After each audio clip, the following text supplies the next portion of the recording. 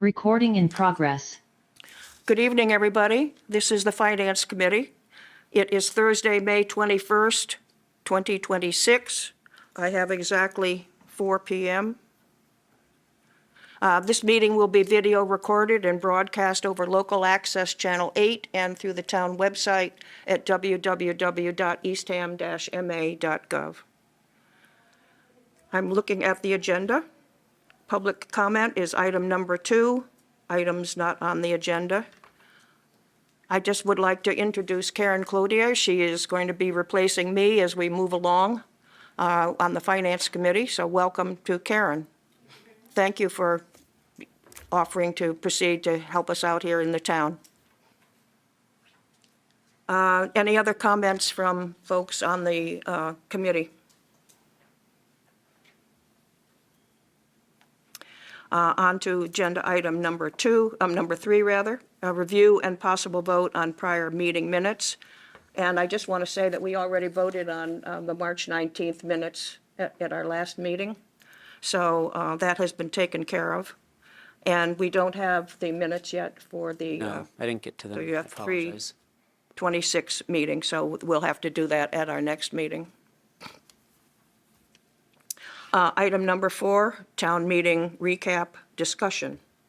And I'm not sure how you would like to do that. I went through and put together some thoughts and some of the votes. I've got down the ballot to town meeting votes, and I've got down, as of the paper this morning, the votes for on the actual ballot from Tuesday.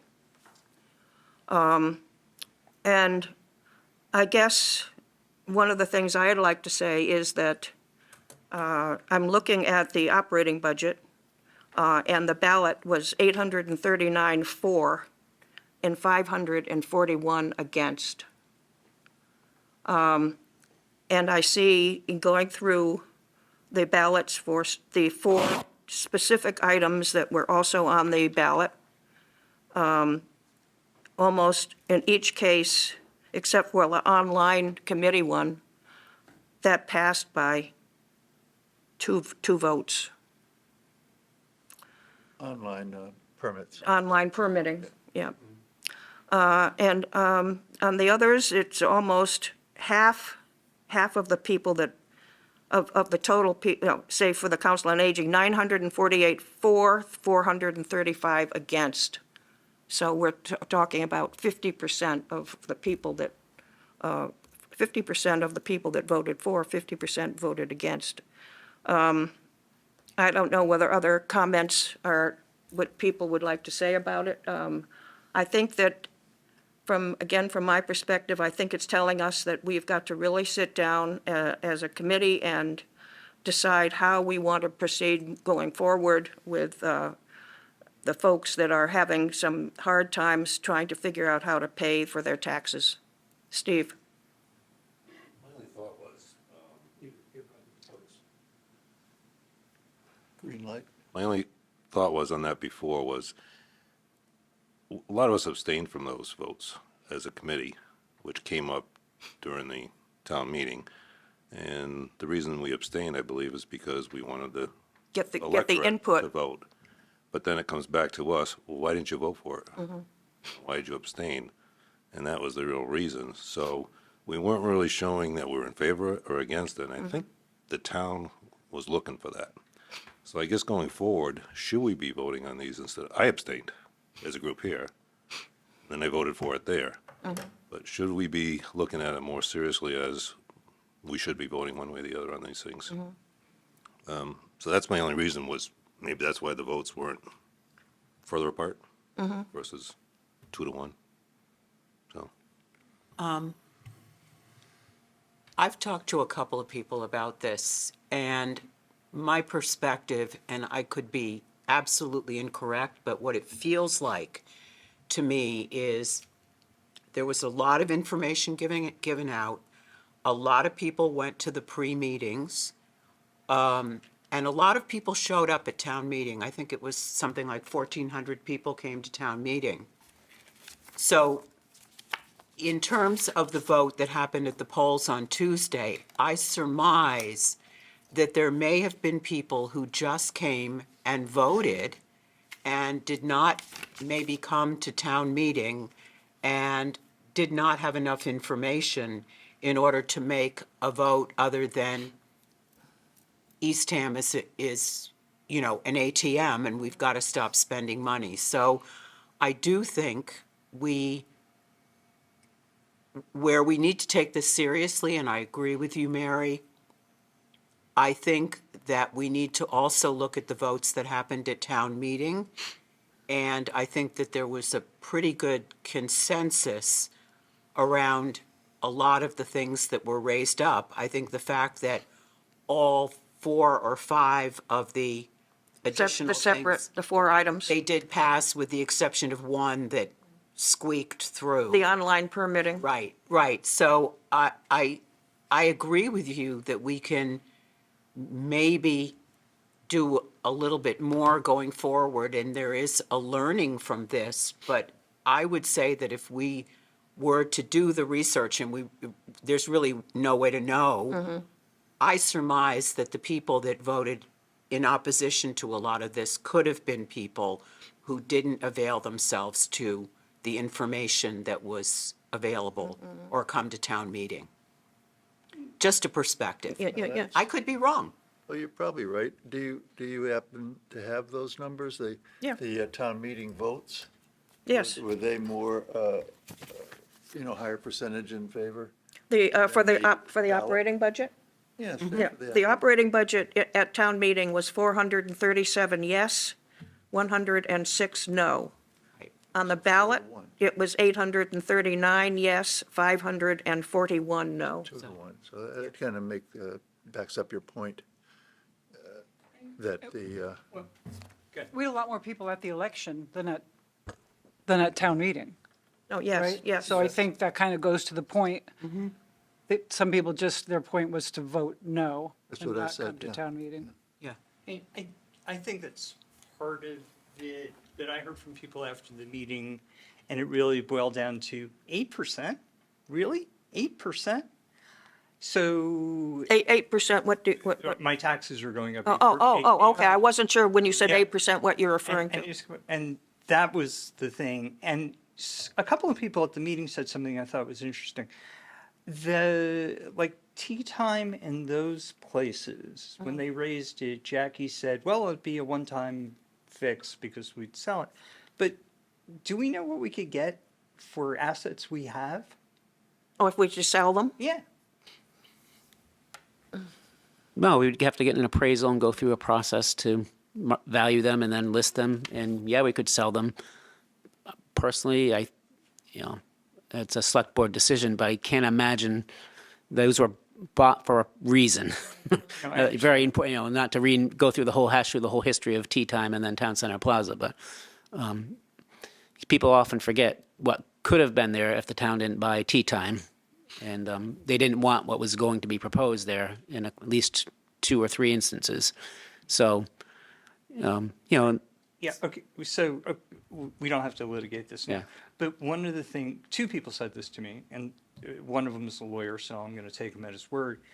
He couldn't quite understand why the property had to be bought as opposed to change town zoning. And I said, Well, because- I wasn't here, so I don't know. yeah, I don't know either, other than there's a sense of the north, people wanted, and Jackie's actually going to be updating the select board on Monday on the Northeast Dam Master Plan. Right. That has been in the works for many years, long before I've been here. And the key to doing that was to build a little walkable center with housing and mixed-use buildings with Tea Time and Town Center Plaza out of the acre, and allowing the private properties around them, Village Green and everything in between Tea Time and Town Center Plaza, private redevelopment opportunities, which generates new growth, and also contribute some open space and municipal use land out of Tea Time for potential community center. And there's lots of interest and ideas on what that could look like. So the bottom line is, there's this whole concept of a master plan for that whole district that's really going to shape the future of the community. Most people think positively, and provide an opportunity to do some reasonable amount of housing as opposed to what had been proposed. I forget the number of units. I don't know if Mary or Quite a- Peter. quite It was 130, and then he lowered it to 100. 115. 130 fall units in back. one big building, which wasn't palatable to people. So by purchasing the land, we took ownership, and now we control our own destiny of what can happen there. And that was, my shortened version of the history of that, of why we are here. Right. And the pushback I got was, and again, I was a part-time resident starting in 18 or 19, so this predates me, so where is it already? Right, if that's the thing, and. Why is it taking so long? Yeah, and, right, this is 2026, and that was 2019, 2020? Yeah, I think the big thing was wastewater. Wastewater. It was very limited in what you could do there without wastewater.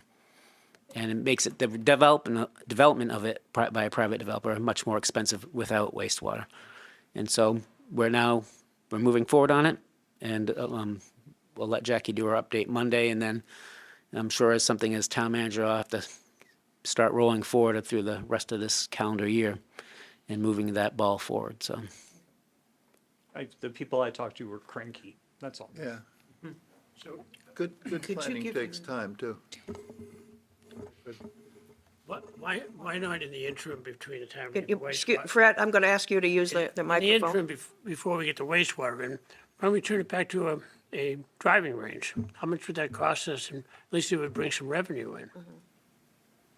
yeah, so that's actually, I was kind of been on this topic for a few years, and I had some ideas a few years ago. Then people didn't really like that, so we didn't do it. But I was on the idea of some sort of interim use, and then finally, a low-level interim use with the farmers market last year was an entry into it, and now we're moving forward with perhaps a community garden aspect of it that can fit into what might potentially be redevelopment opportunities. It won't impact that. So we're starting to do some interim uses with it. I get that, but with the focus on trying to reduce taxes and people's outlay, if we could bring some revenue in, I think we should be looking for revenue sources.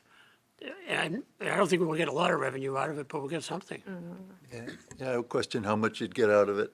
I mean, by Well, I the time you don't- well, hire people to I put think it, somebody knows, maintain it, can find them books. could be a money loser. And Maybe that's why security, it's not. the It can't- security piece and the insurance. Not a driving It's- range anymore. It was also the holiday event people seem to love the holiday event. We could maybe do more of those for visibility.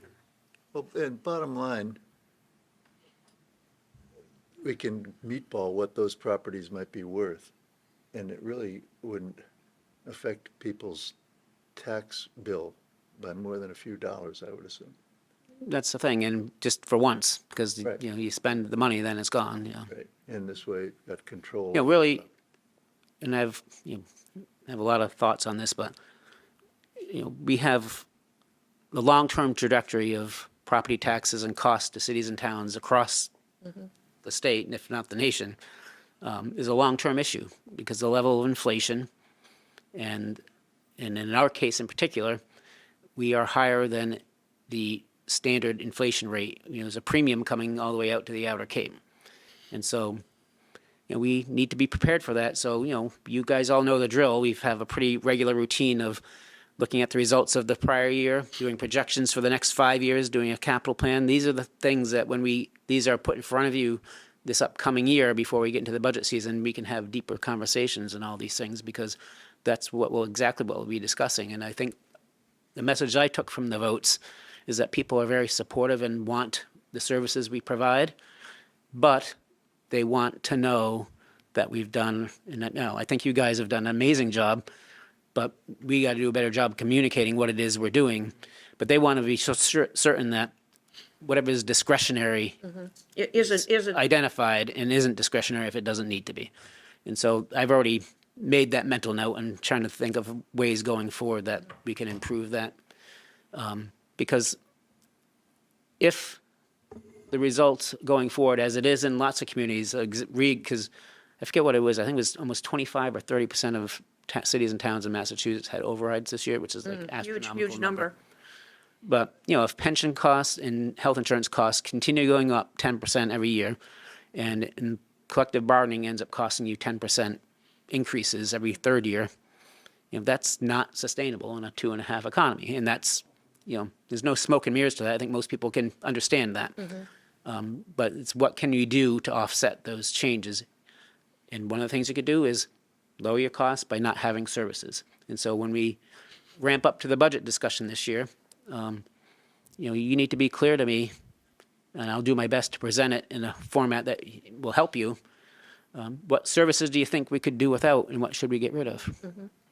And I can tell you, we operate pretty lean, and we do a lot with a little that we do have. So, I'm appreciative of the town, what they've given us, but I think we do a good job managing it. And But to Paul's point, are we Use gonna the be able to microphone. afford the town center at all? If we given the current, I mean, if we can't afford it, why hold on to it? yeah, well, I think because that's a valid point, and that's another reason maybe that something hasn't been done till this now. A, we wanted to wait for the infrastructure, but B, are you going to add on that additional costs and debt service when you're taking on water? And now you're going to take it on now that you're taking on wastewater. But the development process is a long process. I mean, we're many years out before something happens there. And so that gives us plenty of time to have those discussions and contemplate what that means. I'm just thinking that taking on more debt is not a good idea at this point. Well, I mean, the big ticket item for us would, looking through that, the Tea Time Committee and their recommendations and all that, big thing is people wanted a community center and they wanted a pool. Sounds amazing, but yeah, that isn't going to come cheap, so. We'll have them stand up in front of town meeting and say that. Yeah. Steve? Mary, getting back to the original question as far as the 80% town meeting approval and 60% town election approval, are those ratios tremendously different than last year or the year before? Do we know that? Oh, for the operating budget? Yeah, for the, Oh, I have that information. That's a good question, and I have the information at home. I do not have it with me today. We didn't have an override last year. okay. Steve, did you, Just on the operating budget itself. We Peter, have an override vote last year. Oh, that's right, yeah. the last time we had an voted on the override budget. was what, 3 or 3 years. 3 or 4 years For ago? the police, 2 years ago. Yeah, 2 years. okay. 3 years. And So just- it's- And the it would 3 be years before interesting that to for know the salaries. when we have these overrides, whether that's when we get this closer response. I don't think we're ever going to get unanimity. No, oh, no. I don't know the exact numbers, but my guess is that they all seem pretty typical to me. I think that's a pretty typical result. The vote is always less than town meeting. And police override, that's the other thing that you got to keep an eye on. Issue-specific overrides either usually, in my mind, typically overwhelmingly pass or overwhelmingly fail because there's a clear line of we want this specific thing or we don't. Whereas a general override, it's not as easy to what are you actually getting with that, right? But people typically, when you say we want to add firefighters, we want to add police officers, or add teachers, those people are going to turn out and drive up the vote because they're issue specific, and the people that want them are going to turn out to get them. I have a couple thoughts. I think since town meeting, I've been thinking, what could we do better? That's kind of how I walked out of there. And I felt like we had really good support from people, but I feel like they support us and they know we're doing what's best for the town, but they just want a little bit more education. They really want to understand that there were some really good questions. So I was just thinking, how can we educate people better? And I have asked around a little bit too, and I think you kind of have to split it in half. I think we had a lot with zoning. We had a lot of zoning regulations, and they were complicated. I was the one Mary talked about that said, someone said she watched every video and still had a million questions every time she watched. I don't know if we limit the amount of zoning or if we, try to communicate sooner what's happening, communicate in February or March from that zoning task force where they have information sessions that are we have Kayla communicating, saying, these are some of the things going on. We'll have some information sessions rather than committee meetings to attend. And then maybe at the same time but we could do them later, it's just budget, which I think, Rich, you did one night, you did a budget, which probably was really helpful, but it was sort of like late in the game, and it was part of the civics. But maybe we have a couple information sessions on the budget, just like we had wastewater. And one of the things that could be interesting is if you do it next year, you look back and say, this is what I would have done if I woke up Tuesday morning and you didn't approve the budget. This is what I would have chopped. Here's a pie chart. This is what we can't chop. This is what we can chop. I would have had to say transfer station 3 days a week, 4 police officers, 4 fire, give them really hard facts, because The think- ramifications of making a decision? right, because I do think they support it, but I think it's a big ask for the taxes to keep going up, and they're going to keep going up because things are getting more expensive. So I think if people understand the ramifications and really The a thing little simplified, I just we struggled with that a little bit, Patty. I hear you what you're saying about showing the ramifications, but it's hard to do that. Yep, right. Because if you say, if this budget, there's two things, negative things that happen out of that. If you say, if the override doesn't pass, we're going to lay off 4 police officers, let's say. Well, we just hired 4 on an override a couple years ago. But that aside, Yeah. you're telegraphing to 4 junior police officers on the bottom of the seniority list their jobs on the line. Yeah. And departments all around us are looking for police officers that we've paid to train and give experience and would love to take them. So that sends a terrible message to our employees, and we would lose valuable employees. It's like a death cycle, death spiral. Well, it's And then- also a death spiral if you have to lay off the employees, if people vote no, and if we have to lay off employees, they're all going to leave eventually because So stay here. so this year, this strategy would have been, it was intentional that we recommended the budget as level services and that required an override. And we didn't want to have at the same town meeting a contingent budget if it didn't pass, because we didn't want to sell who would have to go and lose people. But if it didn't pass, what we would do is we would have that contingent budget was ready to go, and it had the cuts. And we would have had a special town meeting in June, and we would have, I think and that- people would have known that then Yeah. this was the result of your decision on the May town meeting, and now here's the second bite, and are you sure you want to take those cuts? And, I think one of the things, looking at the glass as half full, maybe, is, again, the 4 questions that we had to vote on. The individual items. Yes, I mean, people spoke passionately about the preschool program. People added another COA person. People added another recreation and beach person. So I think when people are educated, and going to your point, Patty, do we add another civics academy and modify it to give people year-round information? I mean, all of these meetings are open. The public can attend them. And one of the conversations that I had is, in the search committee, we were talking about getting more people involved with the town on boards and committees. And we were talking about going to town meeting and trying to recruit there. And we realized that most of the people who attend town meeting are already involved, right? You're right. So it's how do we get outside of that to the people who, for lack of a better term, don't bother? They feel like they've got enough information, they've lived here however long, they're either retired or they've got kids, they don't have time, they're involved in other things. How do we get that messaging to those people? And I want to follow up on something Patty said in the same vein as the messaging.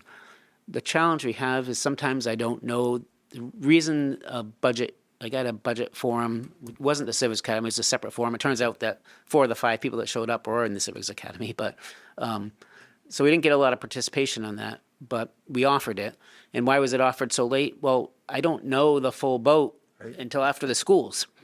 Now, maybe we could do the town portion ahead of time and just have the caveat that the schools are going to impact this, but we're able to talk about our side of the things, of the ledger. So we could do that.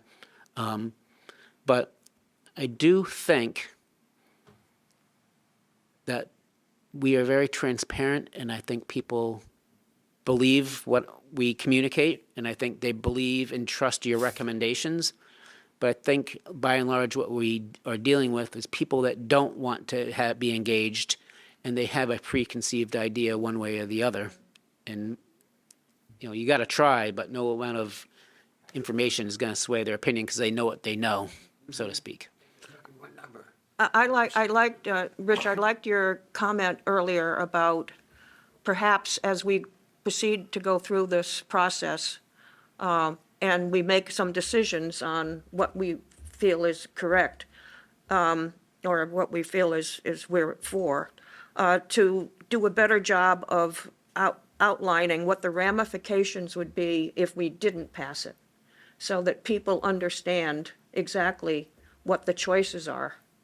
And because I don't think we do as good a job on that as perhaps, So it's a fine line of you don't want to yeah. upset staff. Right. The other, I wanted to mention, a lot of times what happens when I've done that or had that approach or discussion with people, again, this goes to the comment I just had, that people believe what they believe. They just don't believe, you're making threats. They're calling you, you're threatening us. It's like, no, this is the information. We got what we've got, and if we don't have that, then this is what we'll have something else, and this is what we'll do. But that goes to the years of work that we've done together as a committee and as administration to hopefully get some credibility. So, Yeah. some people will take things as threats. I think the vast majority of people will take it for what it's worth, which is this is what's going to happen. It also could be divisive in the sense that, well, then, we're going to lose 3 firefighters or 4 teachers, which means the classroom size will, I'm making this up, goes from 28 to 32, or we're going to lose, 3 police officers. Well, then people start lining up, well, the teacher should go, the firefighters should go, the police should go, and all of a sudden you've got An unhealthy environment is created. yeah, it becomes negative rather than viewing it from, I guess, again, the glass half full. Let's look at it's great to look at how we can improve, but I also think I'd like to hear from people what we did well. Well, I think that discussion can, if we ever got to that point that we thought we had to cut something, hopefully we're having that discussion here, and those recommendations are going to town meeting, just like they did this past.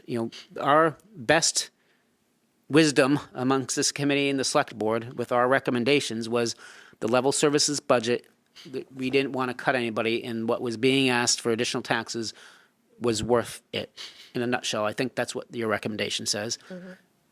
Maybe next year, if it was an 8% increase, you might say, well, it's no longer worth it. So we're going to decide that we're laying off these 2 people here and these 2 people. You're bringing the information as opposed to making it a divisive situation that's fought out on town meeting floor, So that's why I say when we go through the reviews of financial status and have the budget discussions, if we need to cut things, tell me what it is we need to cut, and then we'll think about that, and we'll discuss it, and we'll hash it out, and then that's what we'll end up with.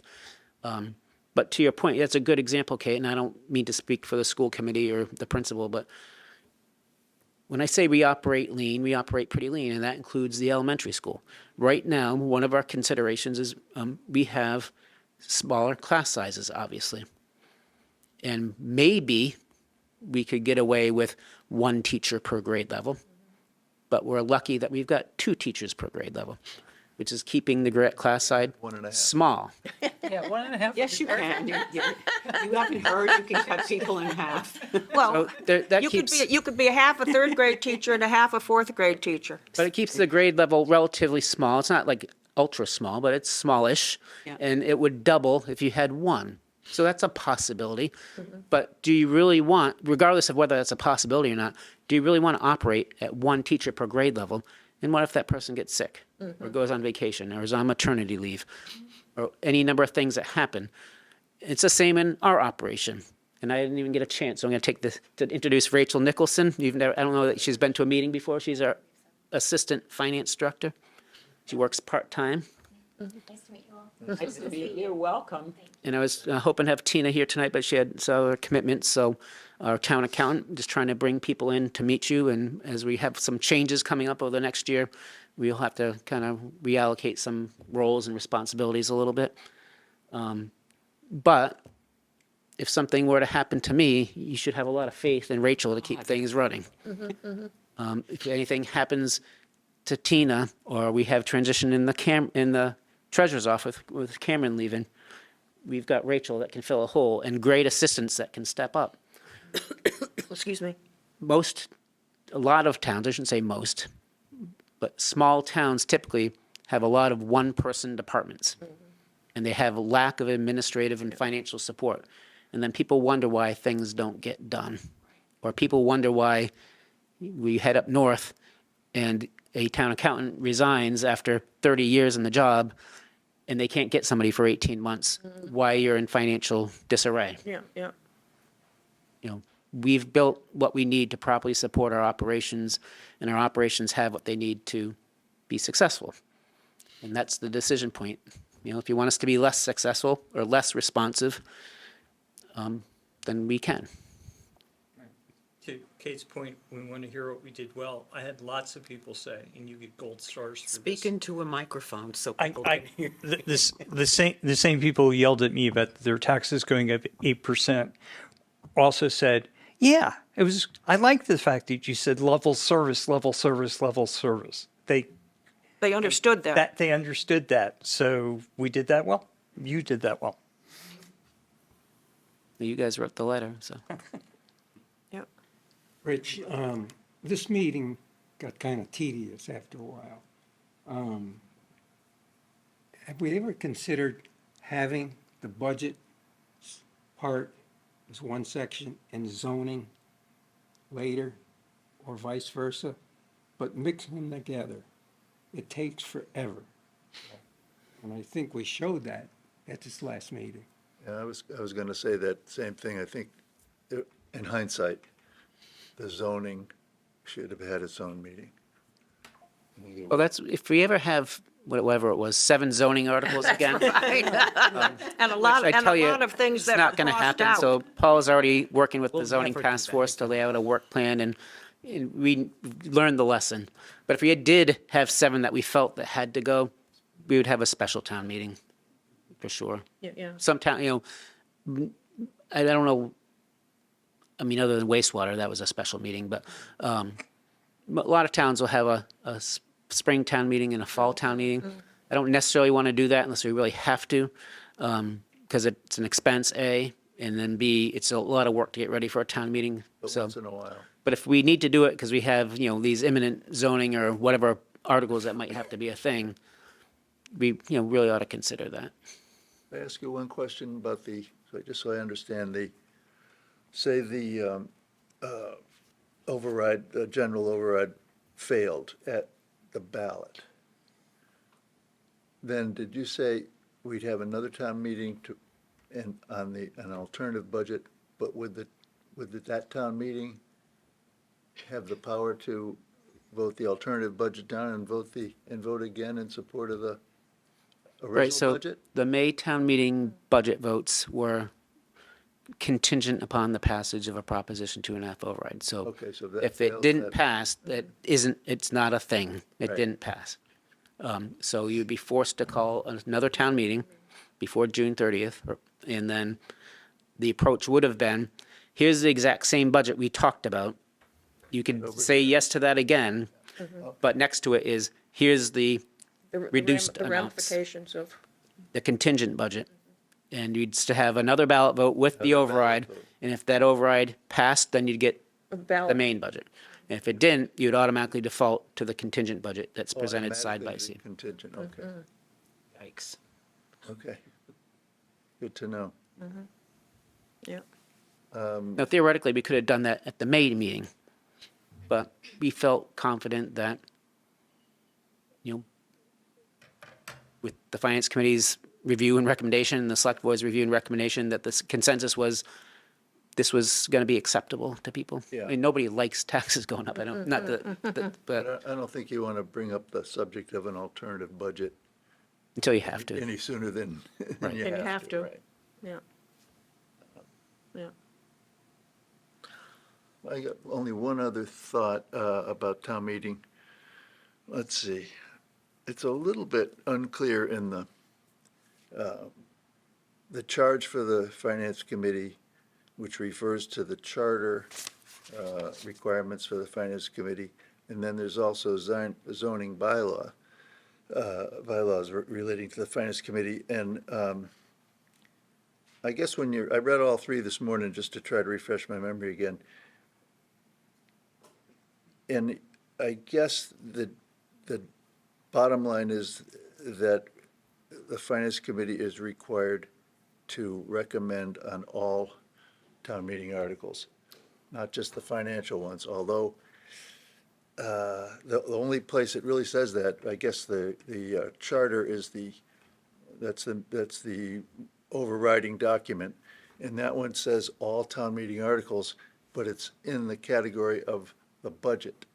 So, but it says all articles, so I think I was on that committee that rewrote the charter, and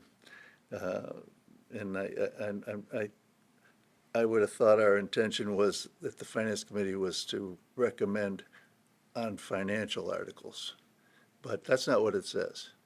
Does the charter supersede the bylaws? I think so, but charter's the Constitution. Okay, and then the bylaws would be under that, and then the policies and procedures would Yeah, be the underneath policies and that? procedures are kind of Okay. lifted right from the Okay, all right. bylaws. I thought the charter was at the top. It is, Yeah, it yeah, is. yeah. All right, okay. So anyway, so if it's our policy to recommend on all the articles, then we probably should, because maybe we had somebody come up to us afterwards about the petition articles. We should make an effort to have the petitioners come in and present their petition, so before we vote. That's a great idea. Yeah, we've always done that in the past. But Well, we I did think do it, but they've, we I think, and didn't know who, I think the petitioners have taken the initiative, and Yeah, yes, I and maybe agree. they should. Right. But, I don't know, we probably, just to, You be friendly. mentioned this to me a while back. Yeah. During, the warrant review. And one thing I was thinking, maybe a midpoint, and this would be a policy decision of the committee, I guess, would be, maybe your policy would be something that we're going to give a recommendation on all financial articles. And if we think that there's no financial impact of an article to taxpayers, that we just abstain on those ones. Yeah, that's one reason why I think a few of us abstained on, in a few of the votes this year, but. yeah, we did. Yeah. That meets the spirit of the charter, Yeah. but you've made an intentional decision to extricate yourself out of the things that you don't really need to be in on, or, if you Yeah, don't. the way that I understood us, or at least the way I abstained from certain things, was I felt like I did not want to influence how people. The taxpayers. With the Personal pieces that are financial, yes, that's what we're obligated to do. But on the other pieces, let people gather the information for themselves and make decisions without us, without trying to Influence. undue influence Yeah. on them. That's why I abstained anyway. And there were a couple of them that I voted on because I felt passionately about the preschool. I think yeah. education begins as early as possible. Can I ask a question on the zoning then, sort of related to that?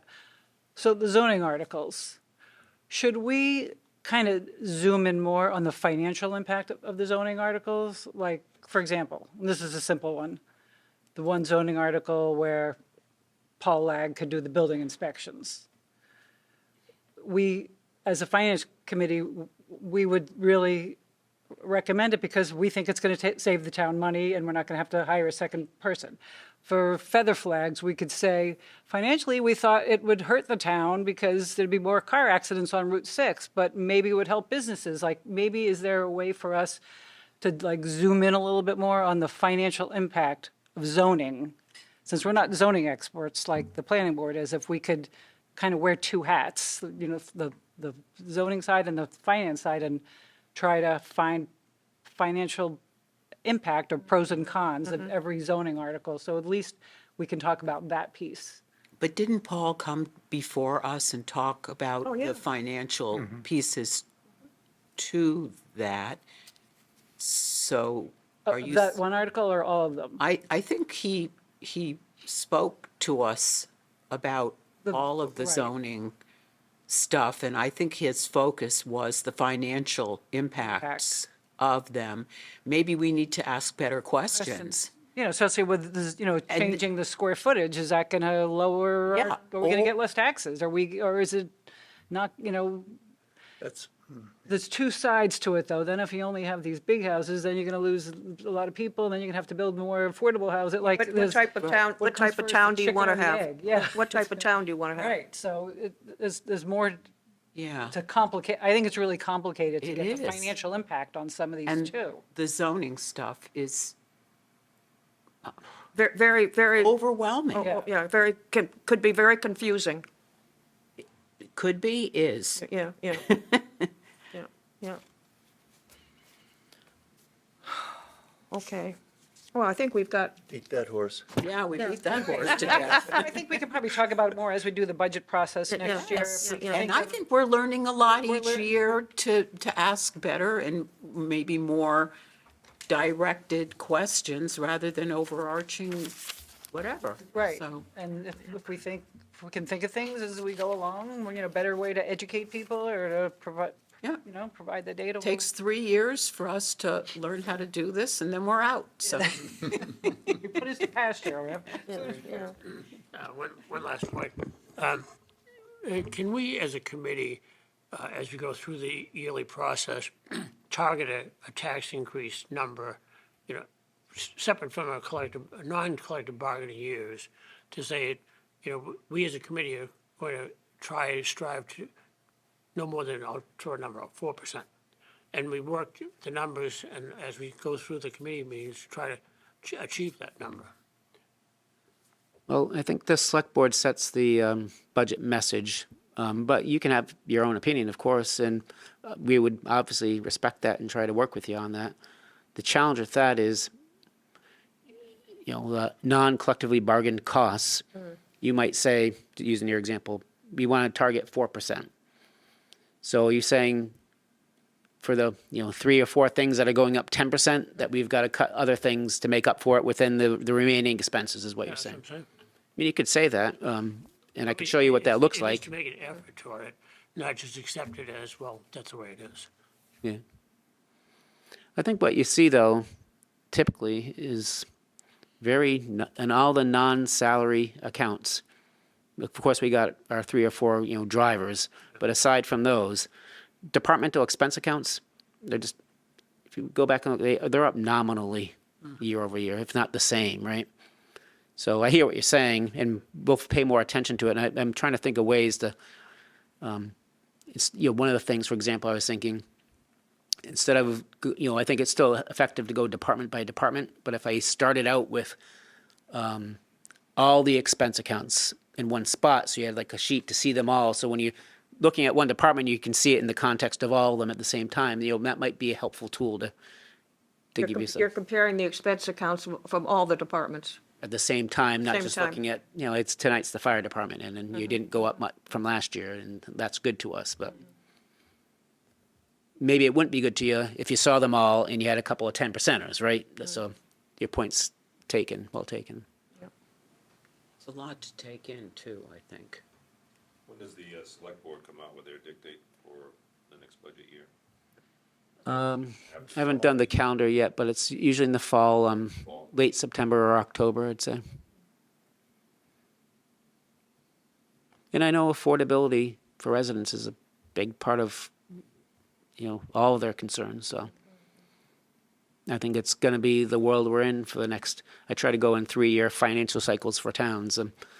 The next 3 years, it's going to be what it is. I guess my approach on that, just one more thing. Sometimes if people want what we're providing, and I think by and large they do, and that those costs go up, my approach is we'll manage those as best as we can, but what can we do on the other end to support them? And that's why we have these taxpayer assistance programs that we're really trying to build and develop. Because the answer might be, we really don't want to cut any of these things, or maybe 49% of people do want to cut those things, but they're going to lose at the expense of the 51% that say we do. So that doesn't mean that I shouldn't be proactive in saying, how can I help the 49% that think they can't afford it? So I think we can, you know, if it's an inevitability that if we're trying to keep the level of services we're at and they're just going to get more expensive, we got to look at the other end and what can we do for the For the people 49%. can't. Do you get a strong response to the taxpayer support that we do? I'm not sure what you're asking. Yeah, That the Taxpayer needy people, Oh. do they actually come forward? Utilize. Are you saying, do people feel that there's a stigma in asking for help if they feel that they really are having trouble trying to pay their taxes? Well, we've only had a handful of people apply for the residential taxpayer assistance program. So not a lot of participation, but that could be, that's new and we need to do a better job putting it out there, which we will do. Yeah, I think we do And- have to do a better job of making people aware of what's available. In working with the assessing office with Colleen, we kind of took a deeper reading of what's called the hardship exemption, which has always existed. And based on a rereading of that, my instructions and guidance to Colleen was, you know what? When the law doesn't say you can't, it doesn't say you can't do something, you know, that means there's a boundary there. And so if we, you know, no one's going to give us a hard time if we test the boundary trying to help somebody. Or maybe they will, but I'm okay with that. Find out where the boundary is. So we actually, for the first time, and I think most towns have this on the books as a thing they can use, and I don't know very many that actually use a hardship exemption. We had, I think, 2 this year for the first time ever. So we had a few people on the taxpayer assistance program and a couple of hardship exemptions. What's the hardship exemption? It's amount to be determined. It can be up to, I think, 100% of the tax if you need to waive it at the Board of Assessors approval. But I don't, Waived. And then that's different from the one where you can just, it goes onto your bill and you pay it when the property's sold. a lot of them are elderly based or disabled based. Hardship exemption could be applicable to almost anybody, any situation. And that's the ambiguity in the law that I said, you know, that's, so it gives us some room to be proactive here, so. Yeah. But that does cost us too and drives up the budget. So we, for example, Collected money. expanded the veterans exemption amounts by 50%. That just doesn't come from nowhere. That goes to our overlay account. And I made a decision that I knew the select board really wanted to do that, and we had room in our overlay account, so we can absorb that. But every year, it's now pegged to inflation, so every year those exemption amounts are gonna keep going up, and eventually will eat away at the little bit of excess that's left in our overlay account. And now that overlay account is gonna have to go up, which is gonna drive up the tax rate. So all these things that people want, they sound small, and then they add them all together, and they add up to something bigger, right? Yep. And how much money is in the taxpayer assistance fund, roughly? About $112,000. Thank you. Well, we beat the horse that beat the horse. It's good. Worthwhile. Okay, I'm looking at the agenda, and under the town meeting recap, we also have the CPA whiff surcharge, and that did pass. The whiff passed, that passed 409 to 55, and the CPA surcharge reduction passed 393 to 61. And that means that we will have on the ballot in November both of those articles in, well, not the same articles, but I mean, there will be separate articles on the November ballot for both of these issues, Right, correct? It'd be two ballot questions. Two ballot and questions. They'll say, I don't know the exact form, but Yeah, right. one will say, do you want to accept a 1.25% WIF surcharge? And then the other one will say, do you want to reduce the CPA surcharge by 1.25%? And, I know there's a lot of debate and there's a lot of merit to having the CPA funds, and we went back and forth on that a bit, but Yep, yep. that is an example of an adjustment to try to keep things affordable. And, know if people appreciate that, but. Right. But that's the genesis of this request to town meeting, was if it wasn't for this 1.25% adjustment, we'd be raising an extra $600,000 in property taxes. So that was a conscious effort to recognize something that we could do to moderate increases. Yep, and I think that when we talked to Rich, it was, if that hadn't gone through the 600,000, it would have been, I think, $88 in addition to taxes for a median priced home. So we saved, by doing this, we saved $88 from the tax for this program. $88 on the median tax bill? Yeah, Hooray for us. Saved? Wait a minute. yep. No, it's a wash. So are there any questions on these two articles that will be on the November ballot? Just want to make sure everybody understands what, and maybe I should bring up at this time, since I'm chair of the Community Preservation Committee, that last year, the committee did agree to put in place an exemption process for low-income people, and we didn't proceed to do it because of the RTE. And so I have it on my mind for discussion for this upcoming fiscal year. Is that still something that is correct to be discussed at the CPA committee, The exemption or the RT? the exemption? Sure. Because we didn't do that, we didn't do the exemption this year because of the RTE was going to be too confusing. Yep. And that would be another way to help people that we were just talking about with this. So, yeah, it absolutely is a way that would help people. And depending on which exemptions you're talking about, if you're talking about the $100,000 first $100,000 exclusion, that helps people and doesn't cost anything, but it results in a lot, not a lot, but results in reduced CPA Correct. revenue, because you don't get 3% of 100,000 times however many Right. properties there are. But the other exemptions, again, just like the veterans exemptions going up, would cost everybody else some money, but help, The low-income the low income, people. residents. So, it's a balancing act. But yeah, we can discuss those. And also, I'm sure there'll be discussion on the RTE because, The percentage. one of the thoughts last year when it was discussed, not to speak for the select board, but, this was the open discussion, was you start low, see how this works out, and then you have an opportunity to increase it, which saves taxes for residents, but obviously But not not for the right, non-residents. right. Part-time. And that's a select board decision, right? Right. The percentage. So the 100,000 CPA Well, exemption. there are different ways of doing the exemption. We could just do it at low income, or the 100,000 is, there's more than one way to apply that. But 100,000 was for low income, no? I think there's a 100,000 general exemption that could apply to everybody. Anyway, it's not on, it wouldn't be on the 3% anymore, it's on the, be on the 1.8. So, but bottom line be lower, less CPA revenue, Less CPA revenue. but no effect on the tax. Well, they'd say, the people that got the exemption would save some tax money. Okay. Any other questions on this particular article before we proceed?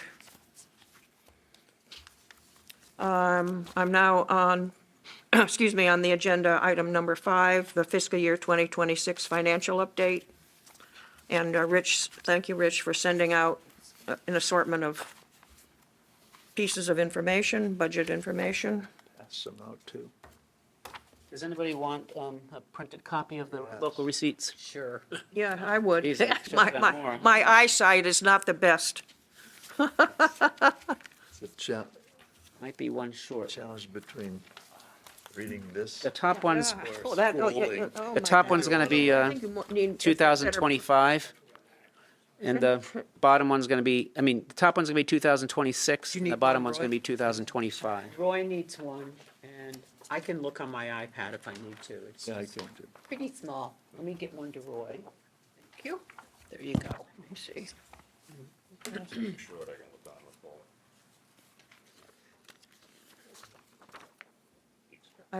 Yeah, I'd like Got one one too, more, Rich, Rich, that would be great. We need 3 more, I think. please. Peter, you're using your, I can do that. Yeah. That's for Mary. thank you. Do you have any more? I do have. Oh, good, he does. Good thing Ron's a remote, I don't have one to give to. It's just enough now. I took one look at this and said, my printer can't do this. Yeah. Okay, Patty have one? You- yep. We got one more. She's got it on her And pad. anybody Do you want- else? Do you want it, Patty? Paul, you want a big one? Is that You got one? There we go. it's the same as that? Happy to have my 24-inch monitor for seeing the. Okay. Oh, you know what? Show off. Yeah. I need one now. Here, Oh. I've got two. There's an extra. All right. Now I ended up with two, so. All right. I don't need this. So this is our local receipts, state and local receipts, non-property tax receipts. And this is our the top page, it says FY '26 through April on the top. So this is those receipts for state and local receipts. Yep, The yep. state receipts, not anything comes in equally, right? And in the state, it's pretty routine. We'll hit our state revenue budget targets. It's just they haven't come in yet. So you see that they're short to budget on that, but that's not of concern. That's the annual budget though, right? Yeah. Yeah. So budget being the very first column, and then Right. each month showing monthly receipts. By the time we get through the end of June, we will be on target with state receipts. Can I just ask, and it's probably a stupid question, what is Chapter 70? Chapter 70 is a section of the law that provides for education aid. Okay, thank you. And my overall comment on the state section, if you see our budget of $827,000 for state aid, that's not a lot of money. And it's been 827, incrementally goes up just a point or two a year for the past 30 years. And the biggest driver of that, to your question, Kate, is Chapter 70 aid, is like most towns on the Cape, get the short end of the stick and this goes back all the way to 1994. I was actually in on all this. It was called education reform, and they're coming up with a new education funding formula. And that ed reform bill that became law was supposed to be updated periodically. And maybe it's been updated. They've had a couple review commissions over the years, but they never deliver with a lot more money. And if you remember the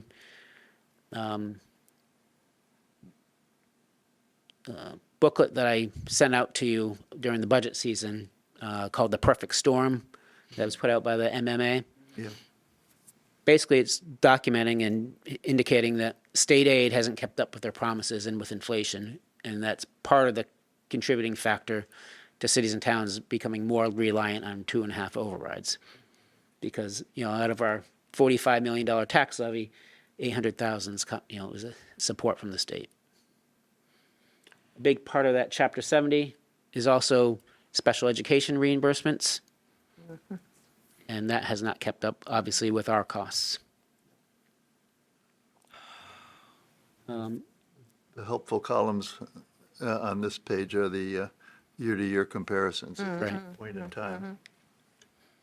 And the second page, just to reference it since we're at the beginning here, is last year, fiscal year 25, but it's the complete year. So especially when we begin looking at the local receipts down below, you're going to see that we're short in a lot of cases, but again, it's timing. And if you were to look at May and June from last year's, you'll see that by and large, we're going to be okay, or hopefully we'll be okay. Right. But this is a source of angst for me because we're unusual in a lot of our receipts because of the timing of when we do things come in the last couple months of the year. So right now, we've got a lot of line items. If you look down under beach is currently short $182,000, Yep, right? Yep, yep. But if you go to the prior year sheet and you look at I did it already. May and June, we're getting over 200 grand in, hopefully. 240 the year before. So we should land on our feet there. And good weather helps on the weekends, right? Yeah, So hopefully, right. Let's hope people can afford the gas to get here. Or it's a short drive away as opposed to going somewhere else. But that's a good point, Mary. Maybe not on beaches, maybe people still want to go to the beach, but again, affordability being the issue. When things get tight, what do you not do? Go out to dinner and the meals tax. Meals tax. Or, in our case, buy new cars. Yeah, yeah. You hold on, instead of trading that car in after 3 years, Yep, you yep. hold it for 5 years. And everybody knows that your excise tax in year 1 and 2 are much greater than on a 5-year-old car. So that is a bellwether sign of downturn for us. It's because it's about a year lag, maybe 18 months lag.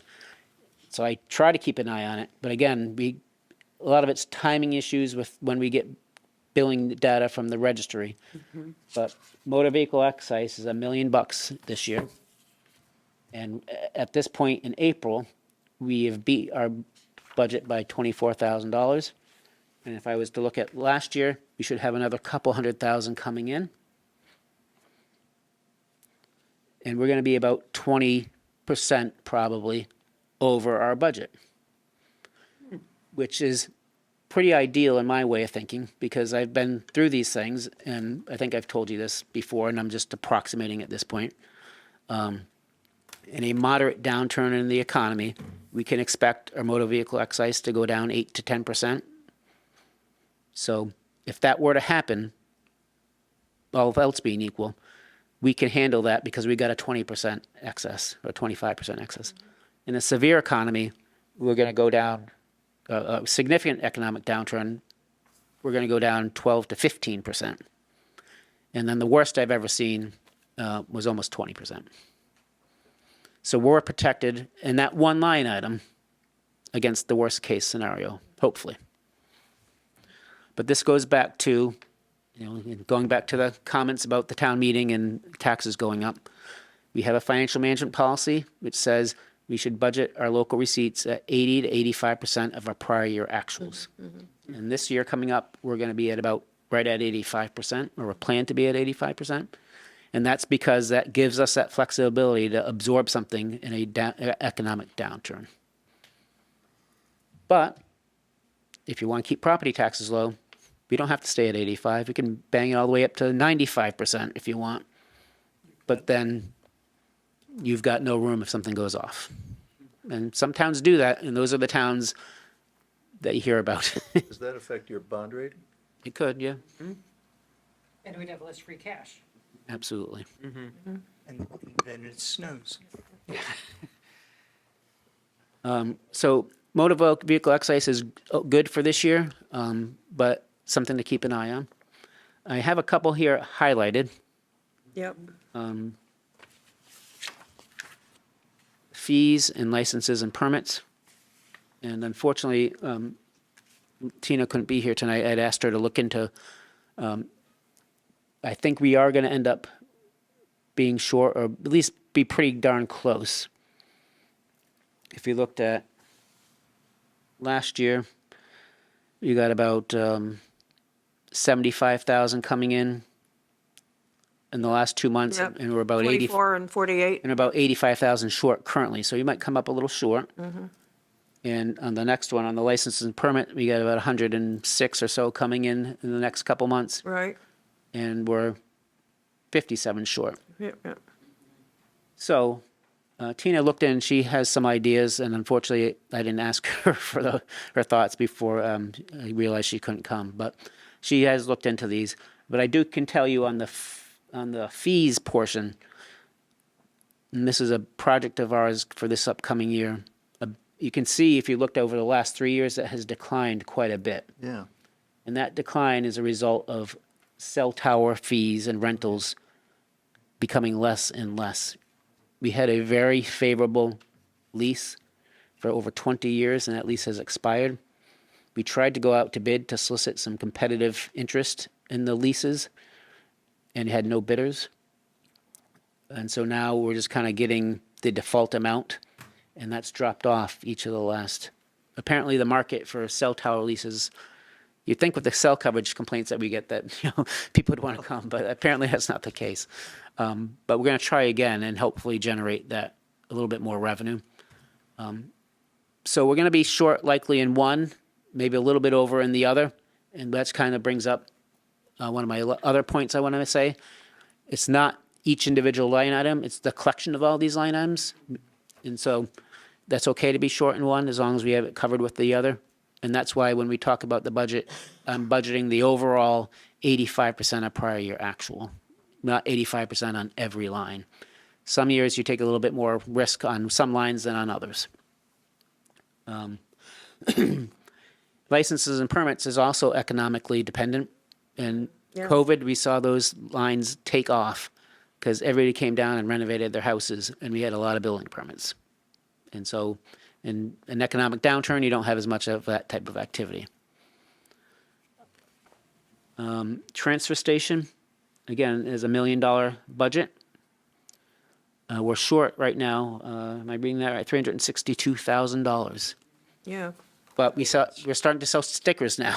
Get 2 more months, right? So May and June are big months. We did 510,000 last year, I think. So we should be, Okay. But you're still. again, about 20% over on those. That includes stickers, and that includes everything that goes into the transfer station, like if people get, Haulers. contracts or get weighed or Yeah, C&D. all receipts. But you're 60,000 under where you were last year at this time. Right. So that's going to be. So the overall for me is, I see things, unfortunately, our local receipts just aren't growing. And so unless we introduce some new type of fee, building up local revenues, it's tough. But Are there You know, any, it's- oh, excuse me. I was surprised, and I haven't gone back to get the exact numbers, but town of Harwich has a very similar, despite being bigger, has a similar tax levy to us. It's a bit bigger, but not by too much. And I took a quick look once, and it's because they have significantly, we're about $4 million, absent the short-term rental, we're about, I think, $4 million in local receipts. And town of Harwich is something like 12 million plus. So Did you look to see what they're charging that is more than what we're charging, or things that we're not even charging that's what I'm gonna, for? that's what I'm gonna, It's the Yeah. toll booth when you go into town. it's part of the cranberry fees, the bog fees, but, no, I'm just kidding. It's not that much. But, so obviously, if we can raise receipts locally, that offsets property tax. But on the other hand, are we just transferring a property That's right. tax to We're something that just- should just be moving what a general good? That's right. To something that's now penalizing. a Instead of group paying people. through your taxes, you're now paying in order to use Yeah. the transfer station or whatever it is that you're Right. charging for. Does farmer's market generate any income for the town? Yep, we have fees. Yeah. So maybe we increase the farmer's market. I'm not sure if that's going to Well, be I too mean, much, yeah. Little things. What I'd like to see is a better job of getting some commercial business in town.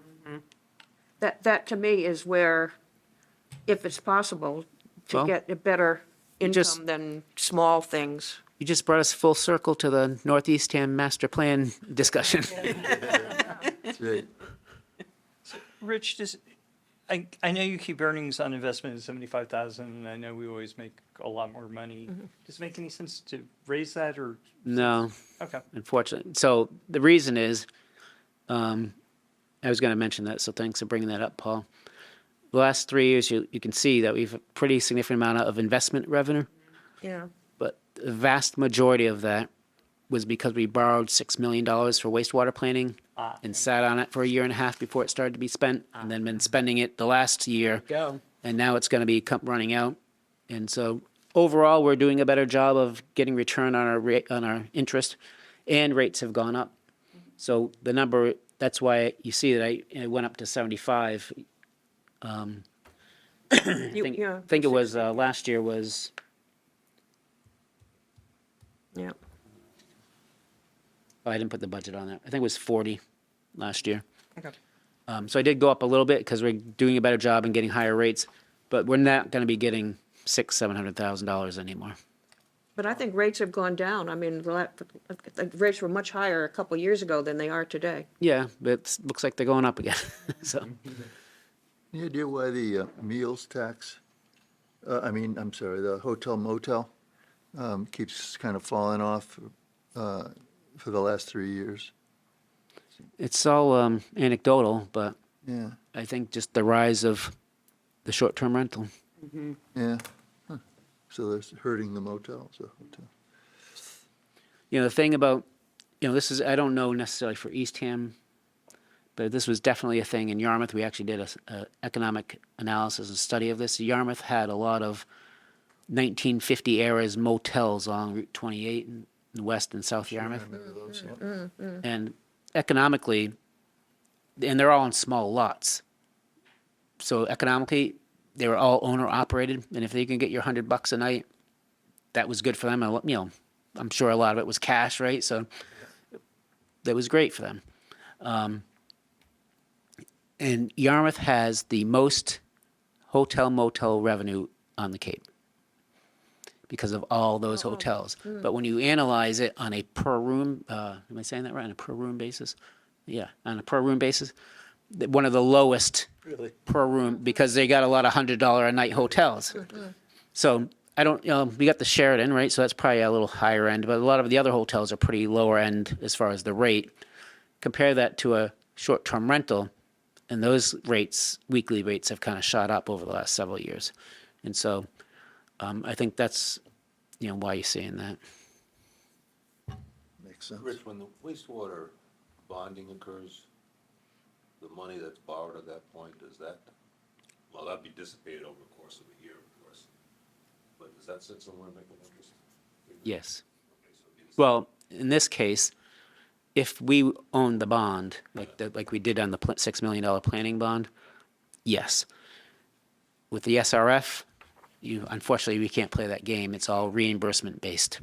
So we got to incur it first, then they'll send us the money. They're not gonna give us the 100 million. We don't get the flow. That would help carry us over a couple years. That'd be sweet. We did benefit from that in the high school, though, right? The region did. The region had that last year, So or it 2 was years ago. reflected in the assessments. But that was, it's a good point because they used that extra money in one time, right? Like I could jack this up to, 600,000 this year. And then next year I'd have to bring it down to 75,000 again and everybody would be mad because, Right. right? But that's what the district did. They used that interest money to subsidize the assessment and which just made this assessment this past year Worse than next year. worse than it had to be.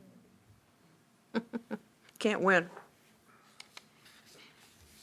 That's why I don't want to oversell all this, but that's why I really like our approach.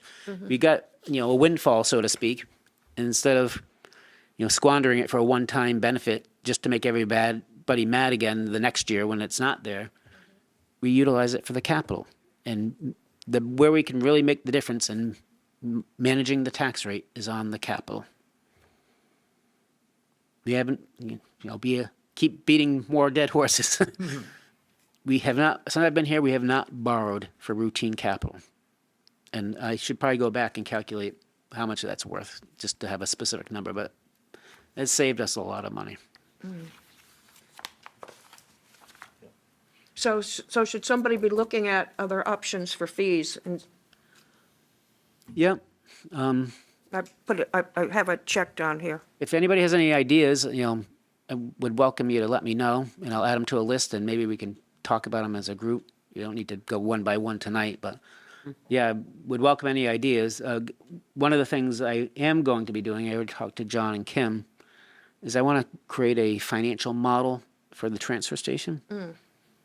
And What do you Yes. mean by So we go up on rates based on, our costs Yeah, and costs, also based upon the competition. But I'd like to know is what's our target profit? So, I'm just making up a number, but if it costs $100 to get rid of 100 pounds of C&D waste, are we going to charge 130 and make a 30% differential? Now, we're not allowed to make a profit, but we should know what that differential needs to be to make sure we've covered all the overhead, including some indirect costs. And so that's what I mean. I want to come up with a model so that each year when we have fee setting hearings with the select board, we can look at that model, plug everything in and say, okay, based on our model, Increase or? to get our percentage coverage, this is what it needs to be. You know, this is one of my favorite topics. Can we ask Stephen to just write a report about how much goes over the scale versus how much we're taking in? He weighs everything coming in and going out. And I maintain that we're getting killed at the C&D because people just dump their trash. And over time, it adds up to quite a bit of money. So it's an easy number to get because he weighs people who go into the scale, like me when I take my trash there. I get on the scale, I pay my bit. And any commercial guys come in, they pay too. But there's a lot of people that just go over there and just dump their C&D stuff. In the bin. Right, and it's an easy, maybe it's a big number, maybe it's small, I just don't know. I'd love it, but it's easy to figure out, because Stephen, I've seen his reports, he's got it right down to the pound for the. They used to watch it pretty carefully. I haven't dumped anything in there in a long time, but I remember being told if you had more than 50 pounds, you had to weigh in, but if you had Right, less, but you, people You could just go, yeah. not get weighed in. Is that still the rule? Do you know? I don't know, I was like, Yeah. I've been a long time since I've been, but, and that brings up You the don't other want to, subject you don't of, want to be weighing every the car. thing that everybody hates is paper throw. I mean, we could save ourselves a lot of money on the tipping fees if we. Well, that's what I was going to ask you. If there's, we're opening up a little bit of a tinderbox, but No, I know. if you want to We're look past into the- those. We're past the wastewater, so let's do it. I mean, I don't like it either, but it's the only way to get the tonnage to go down. And all the towns around here that have done it have seen Yep. dramatic reductions. And I don't want my name to be the one to. Well, you're Bill public, Lynch you're on would- TV, so.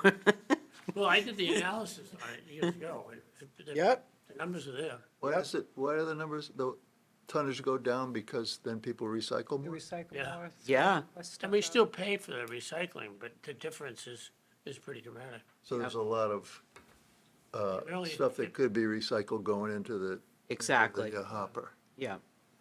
You know, So- the big sign there on the bin that says no cardboard. Oh, yes, yeah.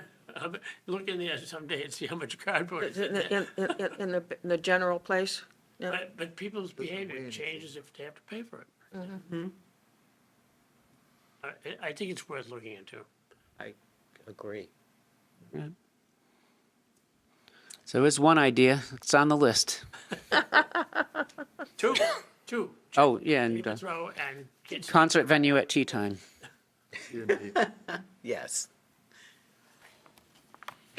Okay. So you got any comments on the year-to-date one? I mean, the No, the FY '25. 25 was just to compare those last 2 months. If Okay. Yeah, Okay. yeah. Right. And then Okay, now I also that- have Mary on the expenditure budget, and I didn't mean to print it out in the big paper, but it came out. I have 2 copies, and I don't have I can get you a clip if anybody wants these. No, that's okay. But I there's, I just made copies of the items that I Speaking had of some questions paper. about. Page numbers. well, I'll go through your specific questions, but just an overall comment is, we're, I believe, roughly on track for, Okay. again, a lot of this is timing issues, but we do track, especially on the salaries, the percentage spent at this time of year compared to how many payrolls we've got left. And so it's always a little bit of a, Oops. scramble at the end to get everything in, and hopefully everything comes in under, but we seem to be roughly on track, except for 2 areas. The elementary school is telling me to expect, I'm just going to round up, that they're going to be short on their special education costs by about $115,000. Okay. because I have I went to the Eastham Elementary School meeting, most recent one, last week, and they have the budget as of, I think it's 5/11. Yeah, 5/11. What page is that?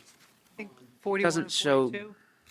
The 41 and 42? 42? Okay. 41, yeah, 41. But on the, so you know, on the town side, we don't maintain detailed accounts for schools. The school district does that. We just have salaries and expense, so it's not, the detail Mary's gonna talk about isn't gonna be on page 41. So, as I said, I went to the Eastham Elementary School meeting last week, and the information that I have is as of 5/11. And they have a deficit of 132,447. They did look into extraordinary relief. They did that last year, and they weren't able to get any, and they tried it again this year, and they got 35,000. But as you've said, they still have issues with their salaries and their special ed stuff and transportation. And so, as I say, as of 5/11, it was 132,447. I think they were looking at, you know, what might they have in reimbursables and their circuit breaker and other accounts to apply against that. So at the moment, what they're telling me is 115. 115? It's a little less, Oh, 113 some odd dollars. But I'm just rounding up. Okay. And the damage, so to speak, well, I should say, just that we charged to our snow and ice accounts, and I don't have that page number here, but we're short 128,000 in snow and ice, and largely the blizzard costs. There was other costs related to the blizzard, and we've submitted those to FEMA for reimbursement, but that'll be future years someday that we might get that. But we've absorbed those within our budget. And so, you know, police overtime, fire overtime, that's in their budgets. We didn't charge that to snow and ice or any special blizzard category. So we have some other costs associated with the storm, but we're fine, except for those directly related to snow and ice. Did the governor declare us a disaster area? Yes. And so that qualifies us for FEMA. Are there Yes. any other grants or any other relief that we can go after with that? If the state wanted to offer us something, but they're not stepping up. And why would they, if the federal government's supposed to, you know? Right. Okay. So is that extra for snow and ice mostly overtime? Yeah, and, you know, usually he's buying salt and stuff ahead of time. Salt, yeah. But I don't know he bought any special, because of that, he probably already had it on hand. It's mostly just Overtime and repairs, cleanup. cleanup, yeah, Although they probably didn't do a whole lot of that on overtime. They probably did that on their regular right. I can tell you that Yeah, our this little is tiny street alone, we had, you know, 3 major trees down that blocked the whole street. And on day 3 or 4, they came in and it was 4 trucks just to get the 3 pine trees cut in half, moved to the side, and then cutting everything up. So if you multiply that times the number of streets that were, Well, no, I'm just thinking that they're on salary, they have a 40-hour Right. work week or whatever it is. So a lot of the work was done during their regular, so I'm assuming most of this, but I did ask and they said that they were were working working, overtime? oh, they were, yeah, Well, whenever there's so much damage. they have provisions in their contract that snow if and we ice. This declare, you know, I forget the exact language, but, you know, there's a snow day declaration, there's days if town hall's closed, that they get extra pay or extra time off type of thing. So some of the costs that could be, you know, I just don't know the breakdown, but they could have elected to take it as extra time off later and not take the pay. shows up as a cost. Some of it is in extra overtime that's in our, absorbed in the budget. And you're right, Peter, you know, this is how we try to manage the budget. So for what it's worth to people, we do some of this work on, you know, defer regular work that would normally have been done during those days and push that off to do this work during working hours so we don't have to incur extra costs. So we do try to, you know, manage the budget like that. So the article here, I'm on page 48, it does have a loss of 128,000. Now, that would be, depending upon what it ends up, if that changes, that would be coming out of the 200,000 Finance Committee reserve? Yep. And if, I'm sorry, I should have these page numbers written down, but if, obviously 115 and 128 is more than 200, right? Yes. So state law allows us to, with your approval, to transfer from where we have savings. So it's, To add to the 200? yeah. So let's talk about, this is part and parcel of this whole discussion, where do we have discretionary funds or not? Well, I can tell you, and we've had this discussion before, there's two accounts where we have the most discretionary money. One is health insurance and one is energy, because those are two of our biggest increases year over year. So having that cushion, it's hard to budget. If somebody comes in and didn't take our health insurance and all of a sudden they get married and they take the family plan, that's a $25,000 hit. Just one family. Not to mention, 10+% increases, right? So that's why we have it. So we all know why we have it. But that, and I'm not sure what page it's on, but that is going to be an order of magnitude of about $400,000 of surplus this year, Okay. which would go to free cash. So that's one of our biggest drivers of free cash the last several years. So we could use the savings there to cover these other deficits. The 128 and then the school one as well. 115, but you also mentioned, is there money in the fire department for that repair possible? Yep, so there's two more issues I want to talk to you about. One Okay. was the repairs. I've been working with Lisa, the chief, and That was 15. we're going to manage that within her overall budget. Okay, So we've foregone some things, Good. and so we shouldn't need, unless something major happens in the next couple months, shouldn't need that transfer. But we will need another transfer that is relatively new, and this is probably we haven't met in a while, and this has actually just happened a couple weeks ago. The Conservation Commission issued forget what they call it, but an emergency order of some sort to demolish 157, I think it is, Brownell Road, oh, the house, I the was house. there tearing the place apart. the house that's teetering on the cliff. Okay. And this is, Next door is even closer. what's that? House next door is even closer. I might have the numbers off, so. No, you're right. But one of them is cooperating and working with us and is going to cut their house and move the. Cut it in half or and something? bring it further back on a temporary permit. Disappear. And the other person, Like to see that be done, right? we've actually had to go to court and get a court order Yeah. to allow us to take action because he's been non-responsive. And we've tried to serve that owner with a process server, and he is nowhere to be found. Great. John's tearing down the house. So in lieu of hiring a contractor, having more expense, our DPW thinks they can do the job and going to save us a bunch of money. But there is a cost, and the cost is going to be getting rid of the C&D, and that'll probably be about 15 grand. I put in my email out to you that they might need some transfer station hauling and disposal costs.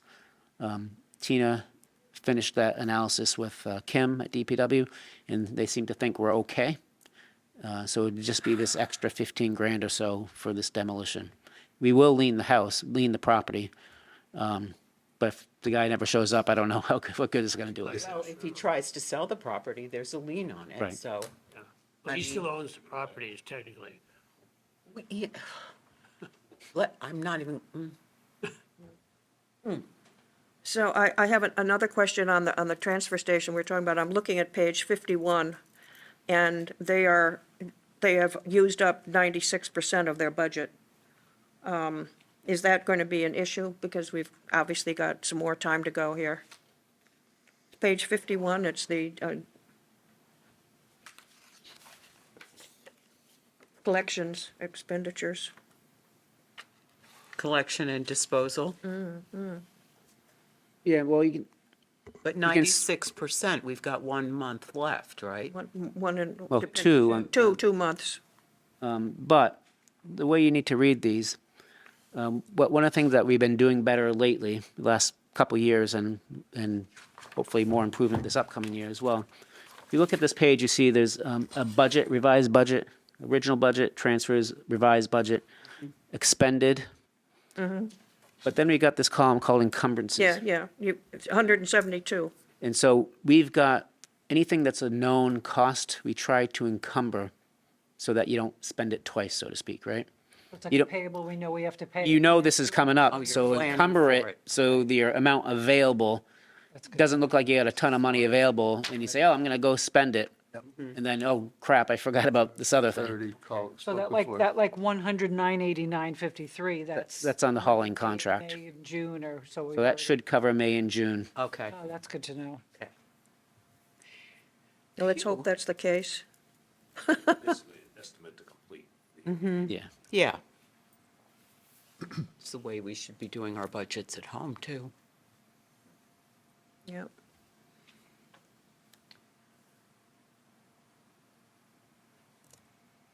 All right.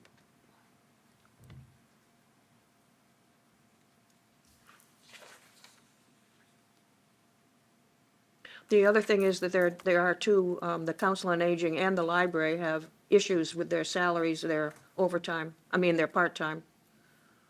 And we have to figure out how we're going to take care of that. I think we're over by 6,000 in the library. And page 55 shows there's an issue with part-time costs on the Council on Aging.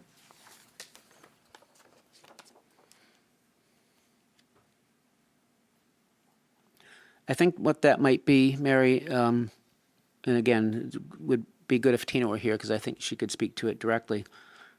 But I think we charge money to this line, and then at periodic times throughout the year, she makes an adjustment to transfer it against a grant.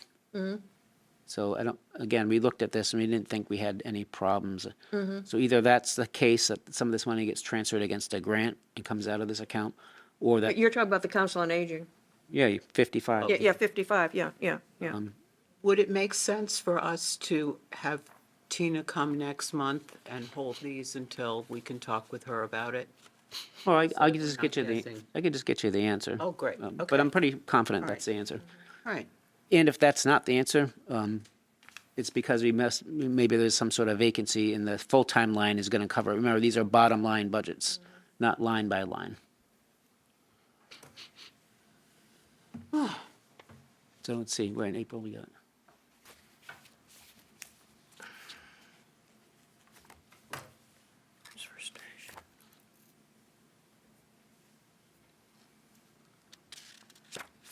Yep, okay.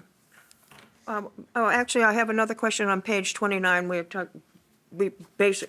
mentioned it earlier about fuel and the cost of the gas these days. Are we going to have trouble as we proceed? I think on occasion, in past, we've had contracts for a period of time for a set price, but then that obviously goes away once the contract is over.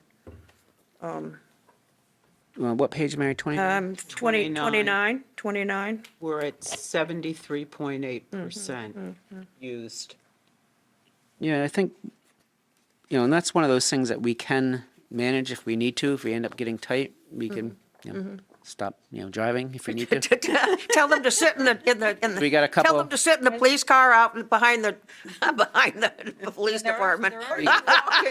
They can play basketball or something. We got a couple electric cars, but Where are the encumbrances like that he just Yes, mentioned too? exactly. Yeah. Exactly. I think that, yeah. But I was nervous about that too, because it's like, Yeah. it's so expensive. Oh, I It's more know. expensive than it's been all year. I know. last I- year. But we do have a contract, and so the contract we have, I'm pretty sure is, at this point, the last couple of years, they've been year to year. Sometimes you can get multi-year contracts. Yeah. But in this environment, nobody's doing Not that. giving you anything like that, Yeah. yeah. So we go through the, Barnstable County has a procurement office, and they do the county-wide fuel bid.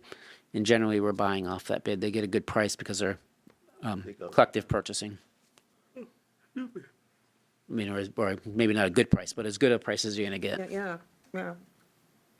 It's an issue, for sure. But to your point, Mary, I mentioned the health insurance. Fuel is the other area where typically we have some surplus. And that's for those exact reasons, the uncertainty in the markets, and electricity and energy costs in general, and fuel costs. So the last several years, health insurance has been one, and I believe energy has probably been number 2 or 3 as the generators of free cash. Energy, fuel being part of energy. Yeah. So, but with this, the gas prices going up so much this year. Oh, but we have a contract, so Well, we'll have a new contract coming up, it's gonna be. and that will be up. But we've got the flexibility to absorb that. So, unless it's some astronomical increase, you're not going to have me coming to you saying we need an override because of fuel, because we've provided. Right, but you probably won't But- have much. But that will result in less free cash at the end of next year. But again, we've had so all of our concepts and things that we've talked about are kind of coming to fruition. As long as we're annually funding our capital, our facilities appropriately, if we have a year where we have less free cash because we've tightened things up, then we can easily lower those amounts because we've been taking care of business as we go, hopefully. We don't want to not do it over any period of time, because then we're right back where we started. Right. So the bottom line on all these pages is where we expect it to be, Yep. except for these amounts you're talking. Right.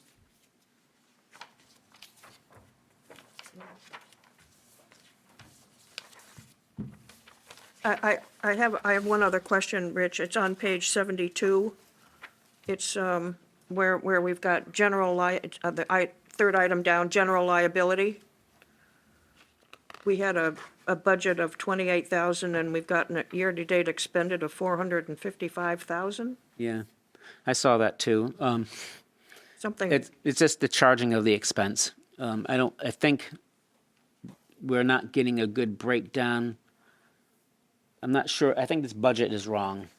The 28? Yeah, the bottom line, the 563 is the correct budget, and it's a bottom line budget in that regard. 565? But just the breakdown, I don't think we were getting a great breakdown from Maya, the insurance provider, as to how each of these lines should be valued. So this is something I need to clean up. But the bottom line is the budget's the 563. We spent 548,000. We got 17,000 left, and that's pretty much, unless we have a deductible we've got to pay. That's pretty much what it's going. The premiums have been paid for the year. So So the 563 in the first column. yes. Okay. All right, that makes sense. Okay, I had another question on page 53, on public health. I didn't understand what IRA immediate response was. What is that? That's What page, Mary? Page 53 is the second item down. I'm not sure what IRA stands, I mean, I know what normally IRA stands for, but not in this context. IRA immediate response has something to do with health, yeah. off 10 forget what 10,000. IRA stands for off the top of my head too, Immediate but it has to do with monitoring at the landfill. We're required to do DEP monitoring. Oh, And landfill. we've had extra monitoring this year because of PFAS detections. So they want us to put in additional wells, or maybe not additional wells, they want us to do additional testing of the existing wells. So that is higher spent than typical.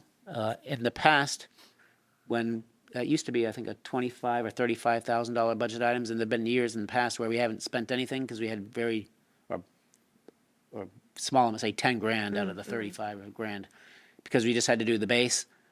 But we needed that extra money because DEP always reserves the right to come and tell us to do more based on things that are changing around the landfill. So with PFAS becoming a big thing, they have a lot more orders of us doing more testing. Do they help us pay for that? Nope. Just wondering. So this is a case where you can see that we're short, but that's a case of we have to figure that out and manage this budget. The bottom line for health department expense is we're still at a positive $5,700. So we've got to absorb that extra monitoring within our budget, and luckily, we're not going to spend on things that we hadn't spent yet in order to cover it. We have to budget more for that next year, I don't think so. necessarily? To the extent we have extra monitoring, I would say probably I would attribute that probably to the wastewater stuff. So we'll just pay it out of the Are project. we gonna use those wells and additional wells with wastewater? Yeah, they're gonna, I think they asked us for what, 3 or 4, A few of the, Gotcha. yeah. so that'll come out of wastewater, not out of here. Yeah, I mean, can we shift that expense over to wastewater? Yeah. I have a basic question about longevity. When we do the budget, we've done the budget now for next year, and in the munis, there's a separate longevity line item. That's not true in our budget books. It's my understanding that any longevity due to somebody is in their salary, It is. and they are paid that longevity in December? Does everybody get their longevity in December? I believe that's the case, yeah. Okay. What happens if, let's say, I've worked for the town for a while now, and I have a budget, I mean, I'm in the budget, and I have my longevity to be paid out to me in December, and I leave town, I take another job someplace else in August or something like that. You miss out. You gotta stay for that extra $500. Okay. I wanted to know how that worked, whether, You don't get because it. my longevity is based on my prior time, Yeah, but. but you gotta be here You have to too. be here to You receive have it. to, you have to be there to receive it. It's all or Have nothing. to be here to get it. Yep. So stick around. Oh, they haven't paid me a penny Mary's yet. missing out so on her I'm not- longevity I'm pay. not waiting for any money. Mary, stick around to December, Mary, so we can pay you. That's right. What day? 31st. The downside is that your longevity bonus is 2 times your salary. And it's still 0. Zero. No, actually, it's on the payroll before Christmas. So we try to make it a little, give people a little Christmas fun. Okay. Yeah. That's nice. And then on Christmas Eve, they walk in and resign. Merry Christmas. Okay, so if I don't get it, then it becomes extra. Goes Yeah. in the pool. Free cash or whatever you want to call it, yeah. Yep, okay, I'm in pretty good shape here with questions, so just bottom line, as far as the 200,000 for the Finance Committee for the reserve, we're talking right now about the 128 for snow and ice. We're talking about 115 around thereabouts for the elementary school. We're talking about potentially 15,000 for the conservation issues Demolition, yeah. on the Demolition. Yeah. on the ocean there. So that's 1, 2, 20, 30, 43, 1, 40, 50, 160. 75. 160, 260, I'm sorry. Yeah. Yeah, 260. So that's, out of the 200, the 200 is going, based on this, that's going to be used. So, Yep, okay. and So- there might be more transfer station and fire. No, I think we're good on fire. Again, we're managing with other expensive items. We're not gonna spending to cover the repair. And then the transfer station, Tina and Kim will think that they're good. So We reserve the right to change our do mind. you want to vote tonight? No, I'll have it for next meeting.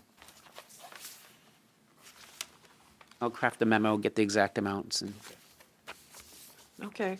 Are there any other questions on the, I'm looking at the agenda No, here. we beat the horse on that. On item number 5. Speeding tonight. The poor horse. Any other comments, questions, agenda item number 5? Nope.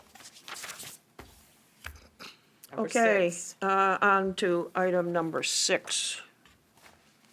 As everybody knows, that this is the end of time for several of us, as far as our normal term dates are concerned.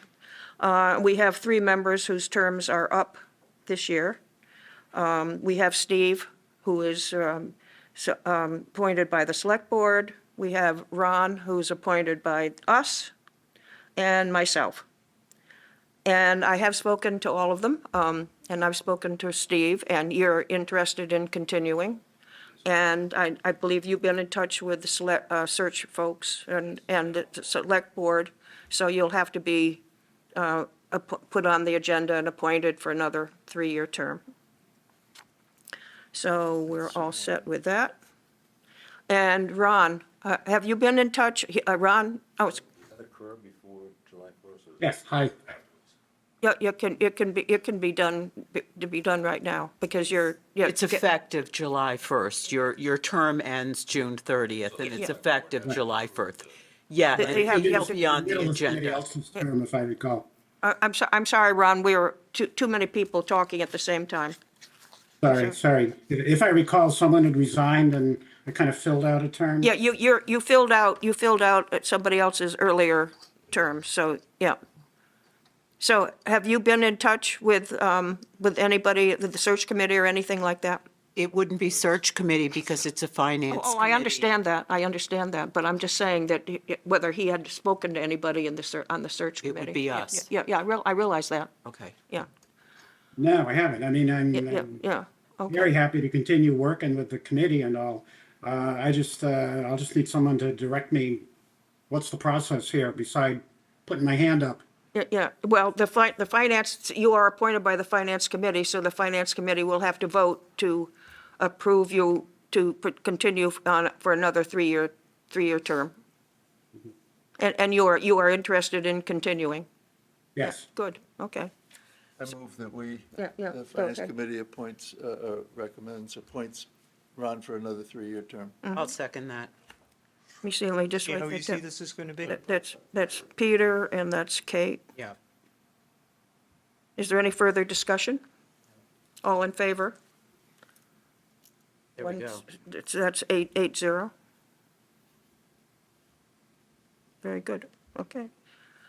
And the other person is myself, and I believe some of you are aware, I am 86 years old, and another 3-year term would bring me close to 90 at the end of 3 years, and I've just felt that probably not a good idea to be doing what I'm doing at the age of 90.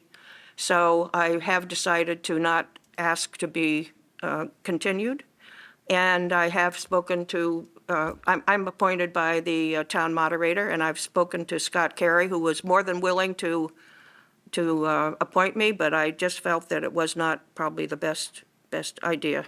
So he has, if you'd like to come up for a minute, he has appointed somebody. Yeah, come on up. There's a chair right next to right Rich, here. right next to Rich. Next to Yeah, Rich. Yeah, You don't have to stand at the podium. What do I do? And Yeah, she yeah. knows all. Because I had to go through that. so you'd like to introduce yourself? It's Scott, I know after I spoke to him, he was in touch with you and, Yes, I'm Karen Cloutier, and I went through the Civics Academy and recently retired from education.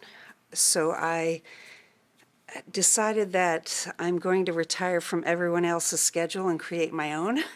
And I am very dedicated to the town of Eastham. I love it here.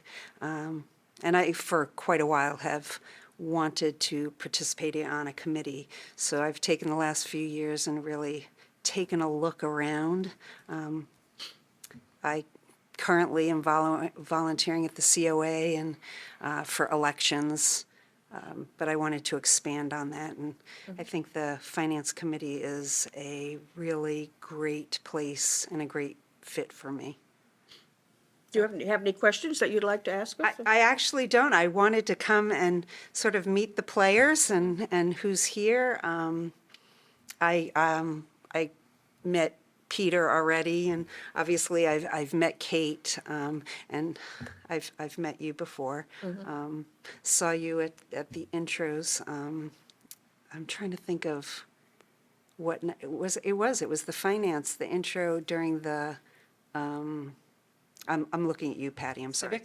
The Civics Academy, yes. But I wanted to meet everyone else. So We had a good chat after town meeting when Scott introduced you to me and said that you were going to be joining us. And I think you mentioned you were a former principal? yes, I was elementary school principal for a gazillion years in various schools. 2 New Hampshire schools and 1 Massachusetts school. So extensive familiarity with school budgets. It could be useful here. Yes. Yeah. And Peter, that's why, one of the things that perked my interest was that I know we're not going to have you forever, even though we want you forever. So we're succession planning here It does tend to be the so- first place I go when I look at the operating budget. I go down and I immediately look at the elementary school and the high school Budgets are expenses. actually very similar in Yeah. terms of, staff versus Mm-hmm. expenses. So welcome. Thank you. Yeah. I'm excited. Thank you. Very good. And just Thank you for coming. clarity, for people who might be listening, this is a moderator appointment, and the moderator, Yes, Does, yeah, I so- mentioned Scott yeah, is the one that's Yeah. responsible. yeah. Yep. I want to thank everybody for being on the committee and for helping me with whatever I'm trying to do here. Well, thank you for leading us. My goodness. Sorry, I just wanted to remind the three people that are just appointed that they need to swear in again before the first meeting in July. Yeah, yeah. And for Steve, I believe the clerk's putting together recommendations for the select board for an upcoming meeting. So you'll be in the list, I'm sure. And it's going through the training too, So, the online training. swear you in, and you get, did you go through the ethics thing? You get to do that again, too. Yeah. It's an annual thing anyways. It doesn't matter how The- many committees you're on. I'm curious about the Actually, you have training to Go through. and how to access that, and Is it is that the something that, conflicts of interest training? It's the conflict. Conflict of and interest. it'll be sent Sent to you Oh, on an okay, on an okay. email? When you go to be sworn in, she'll send you the link and you just go through the training. Okay. And it's fun, so, I've taken probably a similar one in the Yeah. state of New Hampshire. yeah. And you can call me if you have any I got questions, your stuff number. like that. Yeah. Okay. Watching a ball game is fun. Okay, we're on to item number 7, new business and upcoming agenda items. And the only thing I have is that the Climate Action Committee did present their plan to the Select Board on Monday, and it was approved 4-0. And they have some interesting, well, they put together their ideas of what they'd like to see. And I guess I would think that it would be a good idea, I would like to recommend that we have one or two of the folks from the Climate Action Committee come to one of our meetings to talk about the items that are on their action plan and their recommendations. And I have what their items are here. They're buildings, natural resources, et cetera, et cetera. It does not give any dollar figure for what it would cost to do anything, based on what I have here. But I think it might be a good idea to have somebody from the Climate Action Committee come and talk to us about the plan that was approved.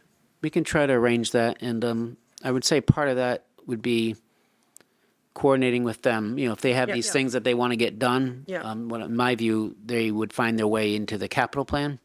Mm-hmm. And so getting an overview of their action plan, so when you eventually do see something in there, you can, know where it's coming from. But just because we get it in the capital plan and the draft, which we then present to you, doesn't mean that it's going to end up in it, so. So I'll arrange for them to come. Okay. Is there anything else that, under new business? I just want to say I'm going to try to come up with the next year calendar, which would probably be very similar to the prior year calendar. But if you do have any ideas, just like you do on pay as you throw or other revenue ideas, and you wanted to get something on that you want to talk about or discuss, let me know, and I'll see where I can best fit it in the upcoming year's calendar. Not that you can't do something ad hoc anyway, but sometimes if I know ahead, I can plan it out in a way that fits better than just bringing it up. So. One of the things that I had asked you about before the meeting was about the library. Have we heard anything from the library? On the roof? I just heard about the library today. And I don't know if I should tell you or if I should just let Melanie talk with you first and Yeah, then okay, that's fine. and bring it up to I knew we the. were waiting for some response. I kind of have thought about it just a little bit and kind of have an idea of, I think, where we ought to go, but I want Melanie to have time to that's think about fine. it, and I talked to her about it, so she's going to talk to the trustees, and we'll, when we get some, make sure we have some consensus, then we'll ideate on it here. Yeah, we're supposed to have had a trustee meeting this past Tuesday. Unfortunately, it wasn't posted in time, so it's now scheduled for next Tuesday. And the other thing I had under new business was the discussion at the Select Board meeting on Monday about the Outer Cape Select Board collaboration. And I thought that was of interest, where there's discussion of the 4 outer towns collaborating with the select boards, and maybe somebody from the administrative end of things. There's nothing to report really No, yet, but Just, once we get something going, then we can add it to the calendar. Yes, and yes. Future agenda, yeah. yep. Anything else that anybody has under a new business and upcoming agenda? Old business, capital project committee update, wastewater bid. That's I have still- that wrong. It's May 27th, right? Yeah, I had yeah. the wrong date. And the Capital Projects Committee has a meeting for will have a meeting for the 28th to review recommendations and review the bids. We got an agenda for next Tuesday, didn't we? I just don't know. Supposed to be Thursday, right? What's the date? 28th, the Thursday. 5/28? Yeah, the day after the GC bids Okay. are open. So it's kind of the moment of truth. We'll know where everything kind of comes Okay. in. The select board meets the 29th, I think. Well, no, we're not going to do the 29th because they have a meeting the 1st, and that's still plenty of time. So we're just going to keep the select board on the Monday, the 1st. 30th, not, yeah, okay. So the select board is meeting on June 1st? Yes. Okay. And they'll, hopefully approve the contracts. And then we'll, Forward their contracts, will the GC give us the contracts immediately so we can start review? Is it part of the, I guess the question is it part of their package that they're giving to us? I don't I think don't so. know the answer. No, they're just bid forms that they tally up. The contracts typically are going to come after the fact. But the select board is just approving, they're not signing any contracts in June. Right. I think we will need to, We gotta sign them before June 30th. then we have, I forget the exact schedule is, but, there's the approval and that you accepted them. So I guess it's not, they're not approving contracts on Monday, they're accepting the award. Approving the award, I should say. And then the contracts come after that, and then they'll have to approve the contracts. Okay, school efficiency and regionalization study. I have heard, again, at the elementary school meeting, that the report is due on June 8th. It's going to be presented to the select board on that date. I understand that they've come down to what they call 4 scenarios, so it'll be interesting to see what their 4 scenarios consist of. But again, that's to be done on the select board meeting on June 8th. The Nauset Regional Agreement, I think I saw on the calendar that they were meeting recently, but do you know anything more, Peter, on that? Oh, sorry, I was On the- thinking back on the Capital Projects Committee. Maybe I'll go back to that because one thing we could mention is that we did get the filed sub-bids last week. And they were about $7 million under the estimate that the engineer was carrying. Wow, So that's good news. Yeah, that is, yeah. Wow. that's great. 7 million, did you say? 7 million, Wow. like 11 versus 18. That's $170 million budget. But out of 170 million, it's not a big deal. Yeah, that's right, we'll take it. We'll But, take it. it's going in the right direction. Yeah, that's glass half Oh, full. boy. Yeah, Well, and The GC bid is gonna really tell us. that's the big one, Yeah. yeah. Okay. But once again, those so-called bids aren't necessarily solid numbers Right. because the GC gets to choose Who who it else was. that he's going to carry, and who knows what he does with the rest of Okay. It's all going to be in the GC it. bid. It's all going to be in the GC Yeah, bid. yeah. But he's gotta make it up one way or another that it doesn't go over what that No. number It is. has to be low too, right? So- At least he's got some low bids to work with, right? Yeah. Exactly. Yeah. And as far as the regional agreement, that committee, it's in the ball is in the district's court now and has been for, God, 6, 8 months. And their last meeting got postponed because of posting error or something. Anyway, they're meeting tomorrow morning at 8:00, and I have seen the draft that they're going to be discussing. There's not a whole lot of difference between the proposed agreement and the And what, 25-year-old one that was 4 pages long, I think, except the new one is 30 pages long, because the lawyers had to get all the state laws and stuff in there. But, there's a few things, like they got tentatively, the 3-year averaging idea was in there, which started the whole rewrite process. So maybe by next meeting, you might have some news on that. yeah, good. Okay. And I have something I have that I forgot to ask. On the wastewater, is there going to be a special meeting that would be required For who? for regarding the wastewater, the SRF stuff? Special meeting of who, though? Of the select board or the Yeah, the town? I'm not sure. town meeting? No. No, okay. Well, I mean, I guess if we come over the 170, Yeah. we'd need some more If it funding. comes in over 170. But we would probably Office. figure out some way to award what we can and then bring it up in the spring. And it's too early to think about that. It's- Really spending Okay. I 50 just didn't know. 100 million. Okay. And let me see, I'm down to, unless somebody else has something, I'm down to town manager and staff updates, and you were going to talk to us about the hiring, the process of And so, your situation. I forget if we talked, because I think I missed the last meeting. We did have a resignation in the treasurer's office. So our treasurer moved to become the assistant finance director for Plymouth. So in addition to having replaced me, I've been trying to recruit treasurers. So I've been recruiting treasurers, I've been recruiting finance directors, I've been recruiting assistant town managers, and I've been on the phone a lot in the last 3.5 or 4 weeks. We do have a process. I don't have the exact numbers, but we got a great crop of assistant town manager candidates. We got a very small crop of finance director candidates. It's one of the hardest things to fill. And we had a handful of treasurer candidates apply, 2 of which had some potential, and 1 that kind of rose to the top. So we do have a new treasurer, Samantha Craig, starting on June 1st. You say Amanda? Samantha. Samantha. Samantha Craig. And she's Craig.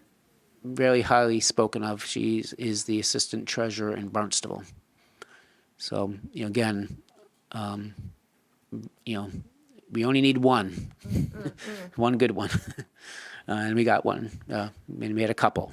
But the other one was experienced treasurer, but not as practical given coming from off Cape.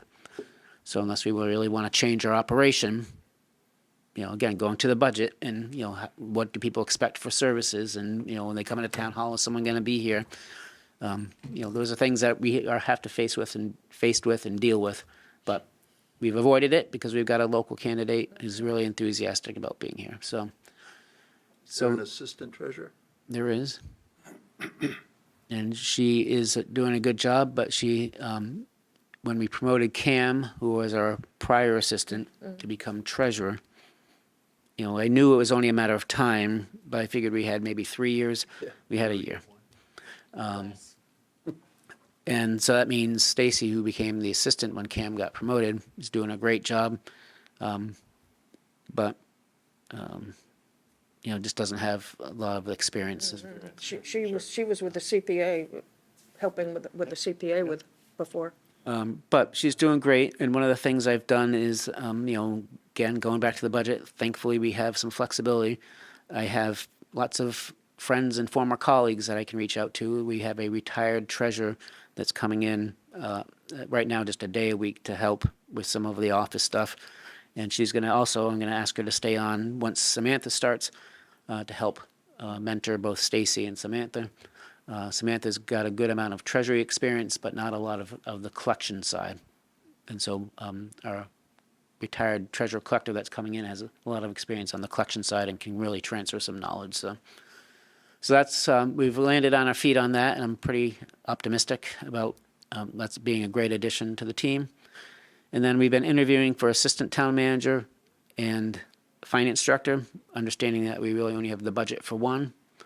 And I wish I could give you more on that, but I have an announcement to write that I'm going to write tonight that I want to get out to staff before I break it to everybody else. But we have made some decisions, and so I'll have to update you, next time on that. But Kate was on. We had a pretty thorough process. Like I said, I've been on the phone for the past month with answering questions, doing screening interviews, really nailing down why people wanted to come here, what their experience has been, letting them know about Eastham. Then we had an interview panel with Kate and Bob Bruns, Lori, our HR director, and Colleen in the assessing office. Had an interview panel, and I'll let Kate talk to that in a second. And then the final step for a handful of finalists was I had them come to town to do what I call the tour of the town. And Adam and Lisa drove them around to different spots in Eastham so they can get a feel for Eastham and the community. And they had a good conversation, and then they dropped them off to Christine and Rec and Dorothy for COA, and they jointly met with the candidates. And then they brought them over to DPW and let them meet with John and Kim. And so we got feedback from a lot of different department heads. And Kate, what did you think of the process from your end? I was really impressed.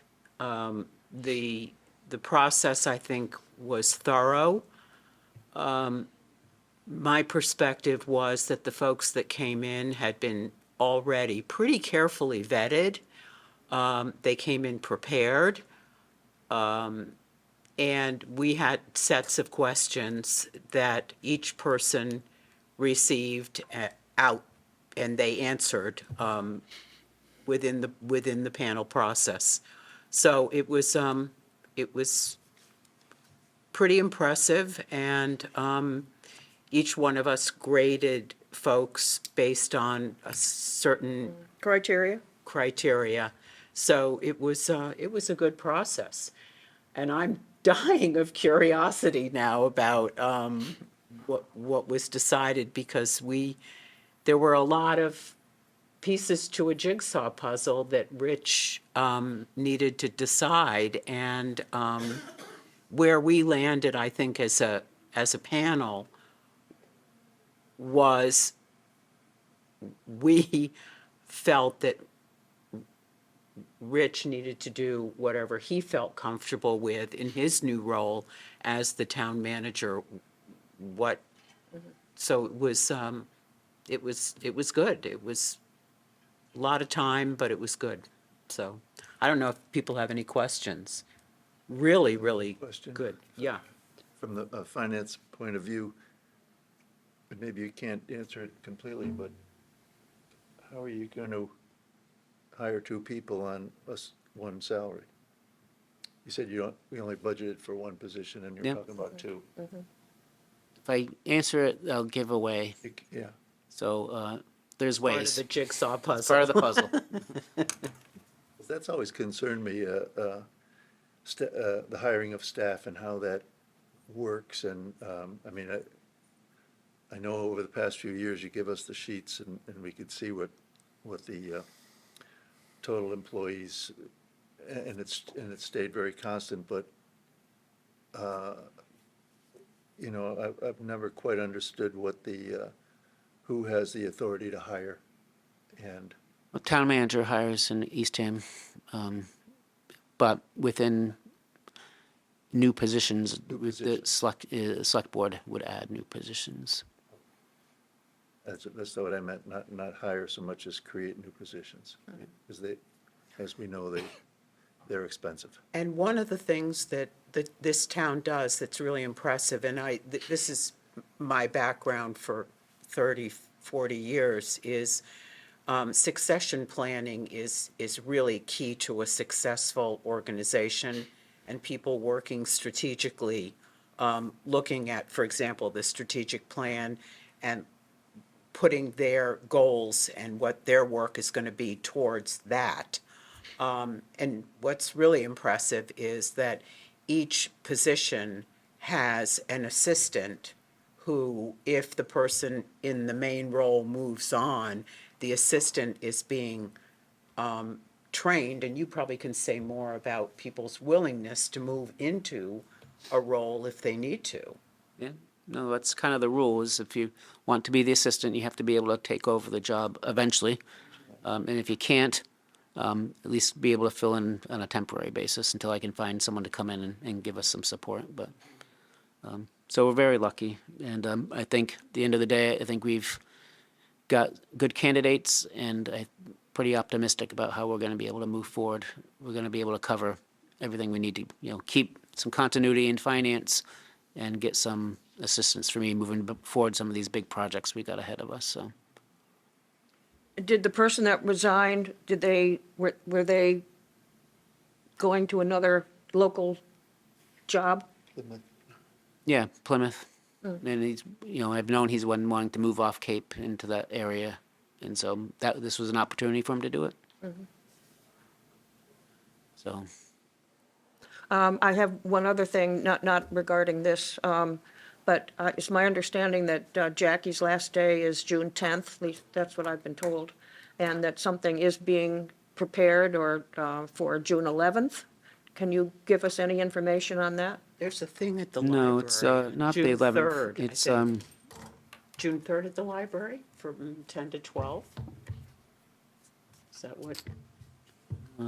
it's in my calendar here. I just got to find where it is. Two.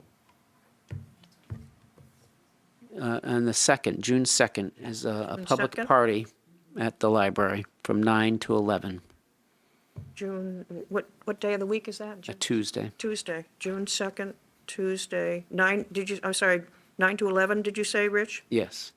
At the library? Okay. And we have a separate staff celebration planned for a different date, but.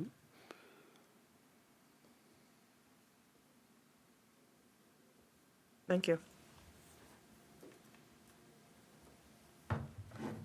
Is there anything else that needs to be discussed? Do I have a motion to adjourn? I make a motion that we adjourn the meeting. Roy, and do I have a second? Peter? All in favor of adjourning? Thank you. 9-0, and I have 6:10.